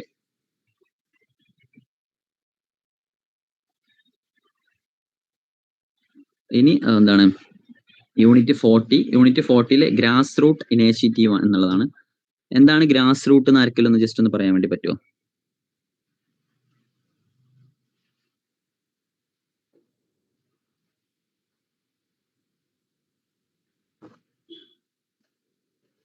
എന്താണ് ഗ്രാസ് റൂട്ട് എന്നുള്ളതിന്റെ ഒരു മീനിങ് അറിയാമായിരിക്കും. ഓക്കെ, ഗ്രാസ് റൂട്ട് എന്ന് പറഞ്ഞു കഴിഞ്ഞാൽ ഞാൻ തന്നെ പറയാം. ഗ്രാസ് റൂട്ട് എന്ന് പറഞ്ഞാൽ ഏറ്റവും ബേസിക് ആയിട്ടുള്ള അടിയത്തെ ലെവലിൽ നിന്നുള്ള ഇത് നമ്മൾ കൊടുക്കുക എന്നുള്ളതിനാണ് നമ്മൾ ഗ്രാസ് റൂട്ട് ലെവൽ ഇനീഷ്യേറ്റീവ് എന്ന് പറയാം. ഇപ്പൊ ഒരു എക്സാമ്പിൾ പറയുകയാണെന്നുണ്ടെങ്കിൽ നമ്മളെന്താണ് ചില രാജ്യത്ത് നമ്മൾ എഡ്യൂക്കേഷൻ കൊടുക്കുന്നതിന് പകരം നമ്മൾ എന്താണ് അവർക്ക് വേണ്ട ഫുഡ് ഐറ്റംസ് ഒക്കെ ആയിരിക്കും നമ്മൾ കൊടുക്കേണ്ടി വരാം, അല്ലെങ്കിൽ എന്താണ് ക്രോപ്സ്, അഗ്രികൾച്ചറൽ ഹെൽപ്പ് ഒക്കെ ആയിരിക്കും നമ്മൾ കൊടുക്കേണ്ടി വരാം. അപ്പോൾ അതാണ് ഗ്രാസ് റൂട്ട് ലെവൽ ഇനീഷ്യേറ്റീവ് എന്ന് പറഞ്ഞു കഴിഞ്ഞാൽ. അപ്പൊ ഇവിടെയുള്ള ക്വസ്റ്റ്യൻ എന്ന് പറഞ്ഞു കഴിഞ്ഞാല് നമ്മുടെ ഗവൺമെന്റിന്റെ അണ്ടറിൽ എന്താണ് ഏതൊക്കെ രീതിയിലുള്ള ഗ്രാസ് റൂട്ട് ലെവൽ ഇനീഷ്യേറ്റീവുകളാണ് നമ്മൾ എടുത്തിട്ടുള്ളത് എന്നുള്ളതാണ് ഈ ഒരു ക്വസ്റ്റ്യൻ കൊണ്ട് ഉദ്ദേശിക്കുന്നത്. അപ്പൊ ഒരുപാട് എന്താണ് സാധനങ്ങളുണ്ട്. ഇപ്പൊ നമ്മുടെ കേരളത്തിൽ തന്നെ എടുത്തു നോക്കുകയാണെന്നുണ്ടെങ്കിൽ ഇവിടെ നമ്മൾ മനസ്സിലാക്കേണ്ടത് നാഷണൽ ഗവൺമെന്റ് എടുക്കുന്നുണ്ട്, അതുപോലെ തന്നെ സ്റ്റേറ്റ് ഗവൺമെന്റ് എടുക്കുന്നുണ്ട്, പിന്നെ അതുപോലെ തന്നെ ലോക്കൽ സെൽഫ് ഗവൺമെന്റ് എടുക്കുന്നുണ്ട്. അപ്പൊ ഇങ്ങനെ ഓരോ സാധനങ്ങൾ ഉണ്ടാവും. അത് ഏതൊക്കെയാണെന്ന് നോക്കാം. ഇതിൽ ഒരുപാട് പേരുകളാണ് ഉള്ളത്. ഒരുപാട് സേവ, പിന്നെ അതുപോലെ തന്നെ നസ്ദീക്ക്, സഹയോജ് എന്നൊക്കെ പറഞ്ഞിട്ടുള്ള MSME എന്നൊക്കെ പറഞ്ഞിട്ടുള്ള ഒരുപാട് പേരുകളാണ്. അപ്പൊ അതൊക്കെ ഏതാണ്, അതിന്റെ ഫുൾ ഫോം എന്താണെന്ന് നോക്കാം. ഇതിൽ തന്നെ വുമൺ ഡെവലപ്മെന്റ് പ്രോഗ്രാംസ് വരുന്നുണ്ട്. പിന്നെ അതുപോലെ തന്നെ ഈ റൂറൽ ആയിട്ടുള്ള ആളുകളെ കൺസിഡർ ചെയ്തിട്ട് അതുപോലെ തന്നെ ബാക്ക്വേർഡ് ആയിട്ടുള്ള ആളുകളെ കൺസിഡർ ചെയ്തിട്ട്, പിന്നെ ട്രൈബൽ ആയിട്ടുള്ള ആളുകളൊക്കെ പ്രത്യേകം കൺസിഡർ ചെയ്തിട്ട്, പിന്നെ മറ്റൊരു സാധനമാണ് ഈ NGO എന്ന് പറഞ്ഞു കഴിഞ്ഞാൽ, അഥവാ നോൺ ഗവൺമെന്റൽ ഓർഗനൈസേഷൻസ് എന്താണ് ഒരുപാട് സ്കൂളുകൾ ഉണ്ടാക്കുക. അപ്പൊ അതൊക്കെ നിങ്ങൾക്ക് കുറച്ചും കൂടെ എക്സാമ്പിൾ ഒക്കെ യൂട്ടിലൈസ് ചെയ്ത് എഴുതാൻ പറ്റുന്നുണ്ടെങ്കിൽ കുറച്ചും കൂടെ സുഖമായിരിക്കും. ഈ സേവ എന്ന് പറഞ്ഞു കഴിഞ്ഞാൽ എന്താണ് സെൽഫ് എംപ്ലോയിഡ് വുമൻസ് അസോസിയേഷൻ എന്ന് പറയുന്നതാണ്. എന്താണ് 2000-ലാണ് ഇത് സ്റ്റാർട്ട് ചെയ്തിട്ടുള്ളത്. 1972-ലാണ് സ്റ്റാർട്ട് ചെയ്തിട്ടുള്ളത്. അപ്പോൾ അതൊക്കെ എന്ത് ചെയ്യാം, നിങ്ങൾ ജസ്റ്റ് ഒന്ന് നോട്ട് ചെയ്ത് വെക്കാം ഏതൊക്കെയാണെന്നുള്ളത്. പിന്നെ അതുപോലെ തന്നെ സഹയോജ്, MNREG എന്നൊക്കെ പറയുന്ന ഒരുപാട് സ്കീമുകൾ ഉണ്ട്. അപ്പൊ ഏതൊക്കെയാണ് ആ സ്കീമുകൾ എന്നുള്ളത് ജസ്റ്റ് നിങ്ങൾ എന്ത് ചെയ്യാം ഒന്ന് നോക്കാം. അതൊക്കെ നിങ്ങൾ കൃത്യമായിട്ട് അങ്ങനെ തന്നെ പഠിച്ചു പോവുക. എന്നാൽ നിങ്ങൾക്ക് പോയിന്റ് ഔട്ട് ചെയ്ത് എഴുതാൻ വേണ്ടി പറ്റും. പിന്നെ അതിന്റെ ഒരു പേരിൽ തന്നെ ഉണ്ടാകും ആരായിരുന്നു അവർ ലക്ഷ്യം വെച്ചിരുന്നത്, ഏത് ടൈപ്പ് ഓഫ് ആളുകളായിരുന്നു ഡെവലപ്മെന്റ് ആണ് അവർ കൺസിഡർ ചെയ്തതൊക്കെ. അപ്പൊ അത് അങ്ങനെ തന്നെ നിങ്ങൾക്ക് എന്ത് ചെയ്യാൻ പറ്റും, എഴുതാൻ വേണ്ടി പറ്റും. അപ്പോ ഇത്രയാണ് കംപ്ലീറ്റ് നമ്മൾ ഈ ഒരു ടെക്സ്റ്റ് ഡിസ്കസ് ചെയ്യുകയാണെന്നുണ്ടെങ്കിൽ. അപ്പൊ നിങ്ങൾക്ക് എന്താണ് ഉപയോഗപ്പെട്ട് അല്ലെങ്കിൽ മനസ്സിലായിട്ടുണ്ടെന്ന് ഞാൻ വിചാരിക്കുന്നു. ഇനി എന്തെങ്കിലും ഡൗട്ടോ കാര്യങ്ങൾ എന്തെങ്കിലും ഉണ്ടോ? അങ്ങനെയാണെന്നുണ്ടെങ്കിൽ നിങ്ങൾക്ക് എന്ത് ചെയ്യാം, ഗ്രൂപ്പിൽ ചോദിക്കാം. ഇതിന്റെ നോട്ട്സ് ഇടൂലേ? ഇതിന്റെ നോട്ട്സ് നമ്മൾ പ്രിപ്പയർ ചെയ്തിട്ടില്ല. നമ്മൾ കഴിഞ്ഞ നോട്ട്സ് പ്രിപ്പയർ ചെയ്തത് നിങ്ങൾക്ക് എന്താണ് പിറ്റേ ദിവസമായിരുന്നല്ലോ എക്സാം. അപ്പൊ കുറച്ചും കൂടി ഈസി ആയിക്കോട്ടെ എന്ന് വിചാരിച്ചിട്ടാണ്. ഞാൻ അതുകൊണ്ടാണ് ഇത് ഭയങ്കര ഡീറ്റെയിൽ ആയിട്ട് പറഞ്ഞത്. എന്താണ് ഡീറ്റെയിൽ ആയിട്ട് പറഞ്ഞപ്പോ കൺഫ്യൂഷൻ ആവുകയാണ് ചെയ്തത്, അതോ മനസ്സിലായോ വല്ലതും?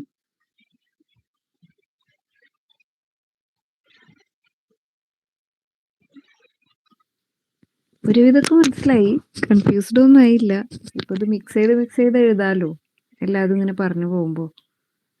ഓക്കെ, നിങ്ങൾ എന്താണ് ഒരു സോഷ്യോളജി പേപ്പർ നമ്മൾ എക്സാം എഴുതുന്ന സമയത്ത് നമ്മൾ എന്താണ് ഭയങ്കര കൃത്യമായിട്ട് ഇപ്പൊ ഫാദർ ഓഫ് സൈക്കോളജി ആരാണ്, അല്ലെങ്കിൽ ഏത് ഇയറിലാണ്, അല്ലെങ്കിൽ എന്താണ് അങ്ങനെ സ്ട്രക്ചറലിസത്തിന്റെ ഫാദർ ആരാ, അങ്ങനെ കൃത്യമായിട്ട് ഭയങ്കര ഫോക്കസ്ഡ് ആയിട്ട് എഴുതണമെന്നില്ല. നിങ്ങൾക്ക് അറിയാം എന്തെല്ലാം നിങ്ങൾക്ക് അറിയോ അതൊക്കെ നിങ്ങൾക്ക് എഴുതാൻ പറ്റും.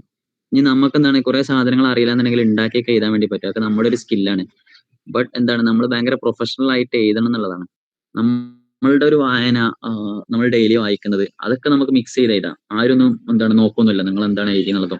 നമ്മൾ അങ്ങനെ എഴുതാണ് വേണ്ടത് യഥാർത്ഥത്തിൽ സോഷ്യോളജി പേപ്പേഴ്സ്. ഓരോരുത്തരുടെ തിയറീസും അവരുടെ ഒരു വ്യൂ പോയിന്റ് ആയിരിക്കും പറയാം. അപ്പൊ അതിൽ എന്താണ് നമ്മുടെ ഒരു വ്യൂ പോയിന്റ് നമുക്ക് എന്ത് ചെയ്യാൻ പറ്റും, എഴുതാൻ വേണ്ടി പറ്റും. ഓക്കെ, പിന്നെ എല്ലാ ആൻസേഴ്സും നിങ്ങൾക്ക് എന്താണ് ഒരേ ഡയമെൻഷനിൽ തന്നെ എഴുതാൻ വേണ്ടി പറ്റുന്നതാണ് സോഷ്യോളജി ഒക്കെ. അതുപോലെ തന്നെ ഡിസ്ക്രിപ്റ്റീവ് ആയിട്ടുള്ള ക്വസ്റ്റ്യൻസിന്റെ ഒരു സുഖം നിങ്ങൾക്ക് ചിലപ്പോൾ തോന്നിപ്പോകും എന്താണ് നിങ്ങൾ ഒരു 5 ക്വസ്റ്റ്യൻ ഒക്കെ അറ്റൻഡ് ചെയ്യുന്ന സമയത്ത് ഇപ്പൊ എല്ലാത്തിലും ഒന്നിനാണല്ലോ എഴുതി പോയതെന്നൊക്കെ ചിലപ്പോൾ നിങ്ങൾക്ക് എന്ത് ചെയ്യും തോന്നും. പിന്നെ കുറച്ച് ടേംസുകൾ ഉണ്ട്, അത് നിങ്ങൾ കൃത്യമായിട്ട് നോക്കണം. ഇപ്പൊ മാർക്സിസം, നിയോ മാർക്സിസം, അതുപോലെ തന്നെ അർബനൈസേഷന്, മോഡേണൈസേഷന്, വെസ്റ്റേണൈസേഷന്, ഗ്ലോബലൈസേഷൻ എന്നൊക്കെ പറയുന്ന കുറച്ച് സാധനങ്ങൾ നിങ്ങൾ എന്താണ് ഷോർട്ട് നോട്ട് ഉണ്ടാക്കുന്ന സമയത്ത് ഇങ്ങനെ കൃത്യമായിട്ട് ഓരോ ചാപ്റ്റേഴ്സിനും കൃത്യമായിട്ട് എന്ത് ചെയ്താൽ മതി, അതിൽ പറയുന്ന പ്രത്യേക എടുത്തു പറയുന്ന കോൺസെപ്റ്റ് ഏതൊക്കെയാണ്, ആളുകളുടെ 2 ആളുകളുടെ പേര്, ഒരു 2 ഡെഫിനിഷന്, അങ്ങനെ ജസ്റ്റ് എന്ത് ചെയ്താൽ മതി. എടുത്താണെന്നുണ്ടെങ്കിൽ നിങ്ങൾക്ക് കുറച്ചും കൂടി ഈസി ആയിട്ട് എഴുതാൻ വേണ്ടി പറ്റും.